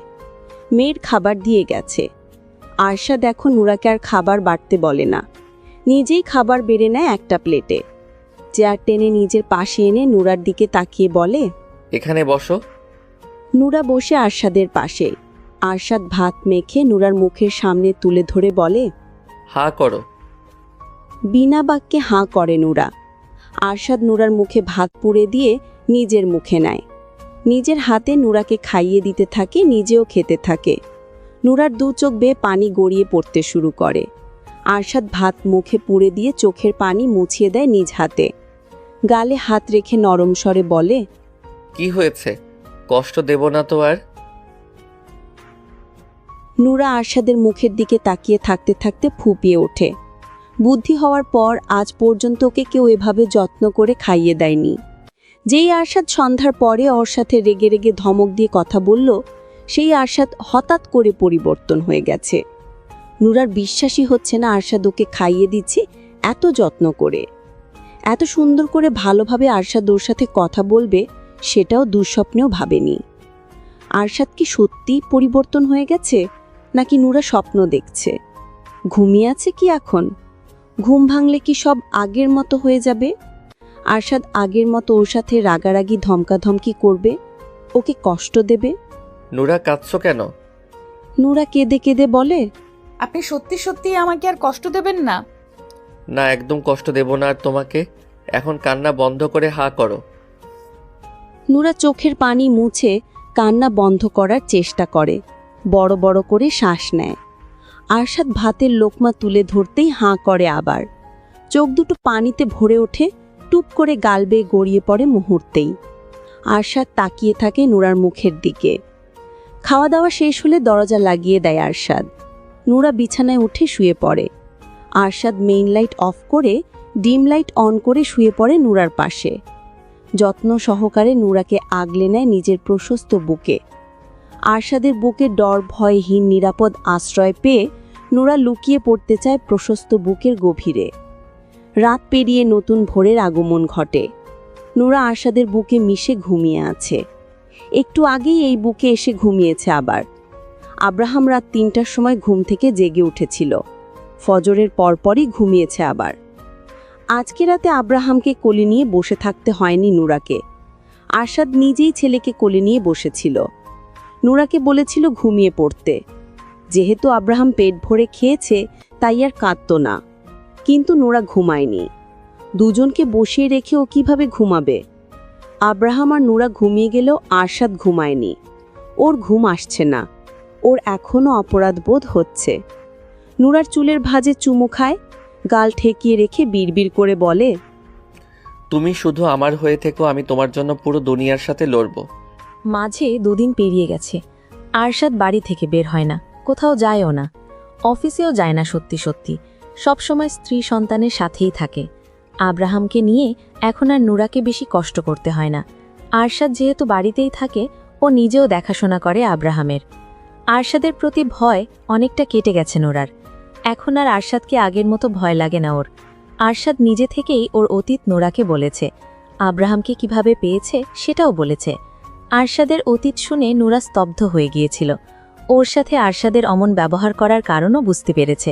আর আব্রাহামের ঘটনা জানতে পেরে তো মেয়েটা কেঁদেই ফেলেছিল আব্রাহামকে বুকে জড়িয়ে ধরে।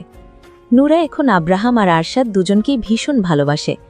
অযত্ন, অবহেলা আর কষ্ট পেয়ে আসা নূরা আরশাদের যত্ন ভালোবাসা পেয়ে সত্যি নিজেকে ভাগ্যবতী মনে করে। কোনোদিন ভাবেনি এমন দিন ওর জীবনেও আসতে পারে। কেউ ওকে ভালোবেসে আগলে রাখবে, ওকে নিয়ে ভাববে, ওর ভালো মন্দের খেয়াল রাখবে, ও কিভাবে খুশি থাকবে সেটা ভাববে। প্রথম দিকে তো আরশাদকে নূরার কাছে সাইকো পাষাণ পুরুষ মনে হয়েছে। কেমন অদ্ভুত ব্যবহার করত, সবসময় রেগে থাকত, ওকে কষ্ট দিত। কষ্ট পেলে সবাই ভেঙে পড়ে না, অনেকে নষ্টও হয়ে যায়। তবে আরশাদ হয়ে গিয়েছিল সাইকো টাইপের হৃদয়হীন। আরশাদ আব্রাহামকে নিয়ে সোফায় বসে আছে। নূরা ঘুমিয়ে আছে বেডরুমে। বেচারি গতরাতে ঘুমোতে পারেনি 2 বাপ ব্যাটার যন্ত্রণায়। আব্রাহামকে ঘুম পাড়াতে পাড়াতে নিজেও ঘুমিয়ে গেছে। আব্রাহাম ঘুম থেকে আবার উঠে গেলেও নূরার ঘুম ভাঙেনি। আরশাদ ছেলেকে তুলে নিয়ে নিচে নেমে এসেছে, যেন নূরার ঘুম না ভাঙে। কলিং বেল বেজে ওঠে। সার্ভেন্ট গিয়ে দরজা খুলে দেখে দারোয়ান দাঁড়িয়ে আছে। দারোয়ান ভেতরে এসে আরশাদের সামনে মাথা নিচু করে দাঁড়িয়ে বলে, স্যার, আপনার মা এসেছেন, কিছুতেই যাচ্ছেন না, গেটের বাইরে দাঁড়িয়ে আছেন। আর কে এসেছে? আপনার ছোট ভাই। আর কেউ আসেনি? না স্যার। ভেতরে আসতে দিন। দারোয়ান বেরিয়ে যায়। কয়েক মিনিট পরেই এরশাদ আর ওর মা ভেতরে প্রবেশ করে। আরশাদ একবার দুজনের দিকে তাকিয়ে ছেলের মুখের দিকে তাকিয়ে থাকে। কিসের জন্য এসেছো? এভাবে কথা বলছো কেন? কিভাবে আশা করছো? কেন এসেছো সেটা বলো। এখনো রেগে আছো? কি জন্য এসেছো সেটা বলো। বাড়ি ফিরে চলো। আরশাদ ছেলের দিক থেকে চোখ সরিয়ে মা আর ভাইয়ের দিকে তাকায়। ওর তাকানো দেখেই ভয় পেয়ে যায় এরশাদ। বাড়িতেই আছি আমি। ওই বাড়িতে ফিরে চলো। কেন? ওখানে আমরা সবাই আছি। এখানে আমার স্ত্রী সন্তান আছে। ওদের নিয়েই যাবে। আমরাও ছেলের বউ আর নাতিকে কাছে পেতে চাই। তোমাদের কি মনে হয় যেখানে আমার স্ত্রী সন্তান সম্মান পাবে না আমি ওদের সেখানে নিয়ে যাব? সম্মান পাবো না কেন? অবশ্যই সম্মান পাবো। বাড়ি বয়ে এসে অপমান করে গেছো আর এখন বলছো বাড়িতে নিয়ে গিয়ে সম্মান দেবে? How strange. এভাবে বলছো কেন? আমি আমার স্ত্রী সন্তানকে নিয়ে ওই বাড়িতে যাচ্ছি না। আরশাদের মা আরশাদের পাশে বসেন, ছেলের হাত ধরে বলেন, বাবা প্লিজ ফিরে এসো। তোমার আব্বু আর কিছু বলবে না। উনি মেনে নিয়েছে তোমার স্ত্রী সন্তানকে। মেনে নিল কেন? উনি নিজের ভুল বুঝতে পেরেছে। ভুল বুঝতে পেরেছে ভালো কথা, কিন্তু আমরা যাচ্ছি না। নুরা এখনো অনেক ছোট, বাচ্চা একটা মেয়ে। ও একটা বাচ্চা হয়ে আরেকটা বাচ্চাকে একা একা কিভাবে সামলাবে? আমি আছি তো, আমি ওকে সাহায্য করব। তুমি তো সবসময় বাড়িতে থাকবে না। বাড়িতে না থাকলে থাকবো কোথায়? অফিসে তো আর যাবই না। বাইরেও আমার কোনো কাজ নেই। তুমি নিজের বিজনেসের জন্য তো বছরে 2-3 বার স্পেনে যাও। তখন নুরা একা একা কিভাবে সামলাবে? বাড়িতে মেড আছে। তুমি যাবে না? না। নুরা যদি রাজি হয় যেতে, তবুও যাবে না? আমার কথার উপরে নোরা টু শব্দ করারও সাহস করবে না। মেয়েটাকে এভাবে ভয় দেখাও কেন? তোমার কথা শেষ হলে আসতে পারো। আমার কথা বলতে ভালো লাগছে না। আরশাদ, আমি তোমার মা। সেই জন্য এতক্ষণ ধরে কথা বলছি। প্লিজ ফিরে চলো বাবা। তোমাদের কি মনে হয় যেই রুমে ওই নষ্ট মহিলা বছরের পর বছর থেকেছে সেই রুমে আমি আমার স্ত্রী সন্তানকে নিয়ে থাকব? ওই রুমে না থাকলে অন্য রুমে থাকবে। আমি ওই বাড়িতেই ফিরতে চাই না। তুমি অতীত থেকে পালিয়ে বাঁচতে চাইছো? তুমি সব কিছু থেকে পালালেও নিজের থেকে কিভাবে পালাবে ভাইয়া? ওই রুম, ওই বাড়িতে শায়লা থাকলে তোমার বুকেও তো ঘুমিয়েছে। আগুন চোখে তাকায় ভাইয়ের দিকে। এরশাদ শুকনো ঢোক গিলে বলে, আমি বলতে চাইছি অতীত থেকে পালিয়ে বাঁচার থেকে অতীত ভুলে যাওয়াই ভালো। তুমি ফিরে চলো, ভাবি আর আব্রাহামের মধ্যে নিজেকে ডুবিয়ে রাখো। অতীতের সব ভুলে যাবে খুব শীঘ্রই। আমি যাব না ওই বাড়িতে। এক কথা কতবার বলতে হয়? আব্বু তোমাদেরকে যেতে বলেছে। তাহলে সে আসেনি কেন? ইগোর জন্য। ইগো নিয়েই থাকতে বল গিয়ে। আরশাদ, ফিরে চলো। ওখানে গেলে আব্রাহাম পরিবারের সবাইকে কাছে পাবে। নুরারাও বেশি কষ্ট হবে না। ওকে একা একা সামলাতে একটা বাচ্চা বড় করা খুব ইজি না। আমি যাব না বলছি তো। প্রয়োজনে সব কাজ ছেড়ে ছুড়ে আমি বাড়িতেই থাকবো। আরশাদের রাগ দেখে ওর মা চুপ হয়ে যান। আব্রাহাম ড্যাব ড্যাব করে বাবার মুখের দিকে তাকিয়ে হাত খাচ্ছে। ওকে দেখতে ভীষণ আদুরে লাগছে। নাতিটাকে একটু কোলে দাও। আরশাদ ঘাড় কাত করে মায়ের মুখের দিকে তাকায়, মুচকি হেসে বলে, নাতি? রাস্তার নাম পরিচয়হীন একটা বাচ্চাকে বাড়িতে তুললে বাড়ির মান সম্মান কমে যাবে না? একটা আজে বাজে মেয়েকে ছেলের বউ হিসেবে মেনে নিলে আব্বুর বংশের নাম ছোট হবে না? আরশাদ। আরশাদ চুপচাপ তাকিয়ে থাকে কিছুক্ষণ। আব্রাহামকে মায়ের কোলে দিয়ে বলে, আমি এখন কোথাও যাব না। যদি কোনোদিন যেতে ইচ্ছে করে তাহলে যাব, আর ইচ্ছে না করলে যাব না। তোমার অহংকারী হাজবেন্ডকে বলে দিও এই এরশাদ কারো ধার ধারে না, না এই সমাজের আর না মান সম্মানের। আমি যেভাবে খুশি থাকবো, ভালো থাকবো, সেটাই করব। অন্য কাউকে খুশি করার জন্য, ভালো রাখার জন্য নিজের খুশি, আনন্দ, ভালো থাকাকে বিসর্জন দেব না।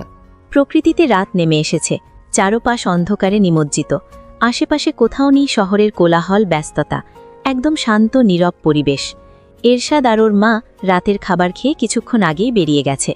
ওনারা হাজার চেষ্টা করেও আরশাদকে যাওয়ার জন্য রাজি করাতে পারেনি। আরশাদ নিজের কথায় অনড়, যাবে না মানে যাবে না। ওর যদি কোনোদিন যেতে ইচ্ছে করে তখন যাবে। আব্রাহাম একটু আগেই ঘুমিয়েছে। নুরা চুপচাপ শুয়ে আছে ছেলের পাশে।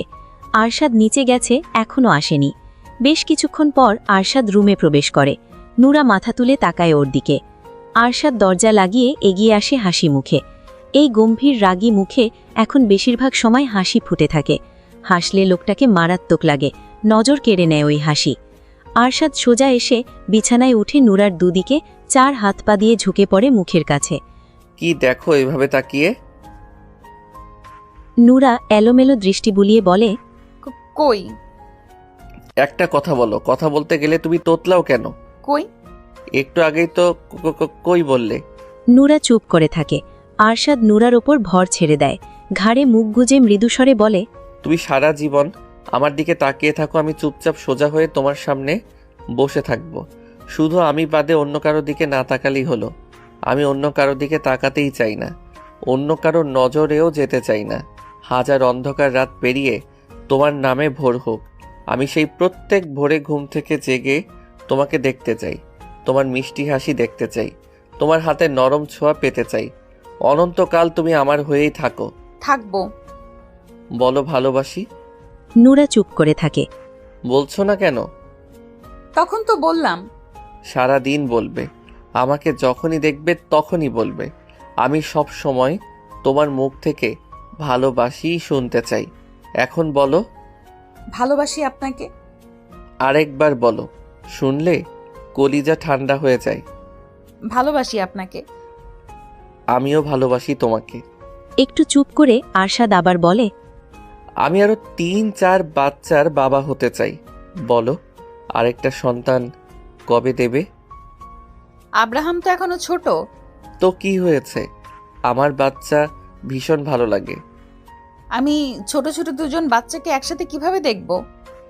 আরেকজন হতে হতে আব্রাহাম তো হামাগুড়ি দেওয়া শিখে যাবে। আমাকে পাগল বানিয়ে ফেলবেন তো তিনজন মিলে। তখন আমি ভালো হয়ে যাব, কাজ বাজ সব ফেলে তোমার সাথে ছেলে মেয়েকে বড় করব। নুরা বলে না কিছু। গত দুদিন ধরে আরশাদকে দেখছে আর অবাক হচ্ছে। হুট করেই পুরো আরশাদ চৌধুরী পরিবর্তন হয়ে গেছে। রাগী গম্ভীর আরশাদ চৌধুরী হারিয়ে গিয়ে প্রেমিক আরশাদ চৌধুরী হাজির হয়েছে। আরশাদ একটু উঁচু হয়, নুরার ওষ্ঠজোড়ায় আলতো চুমু খেয়ে গালের সাথে গাল ঠেকিয়ে সুর ধরে গান গাইতে শুরু করে। আমি এমন একটা তুমি চাই, এমন একটা তুমি চাই, যে তুমিতে আমি ছাড়া অন্য কেউ নাই। তুমি একবার বলো যদি, আমি পাড়ি দেব খরস্রোতা নদী, ভালোবাসা দেব পুরোটা। আমি এমন একটা তুমি চাই, এমন একটা তুমি চাই, যে তুমিতে আমি ছাড়া অন্য কেউ নাই।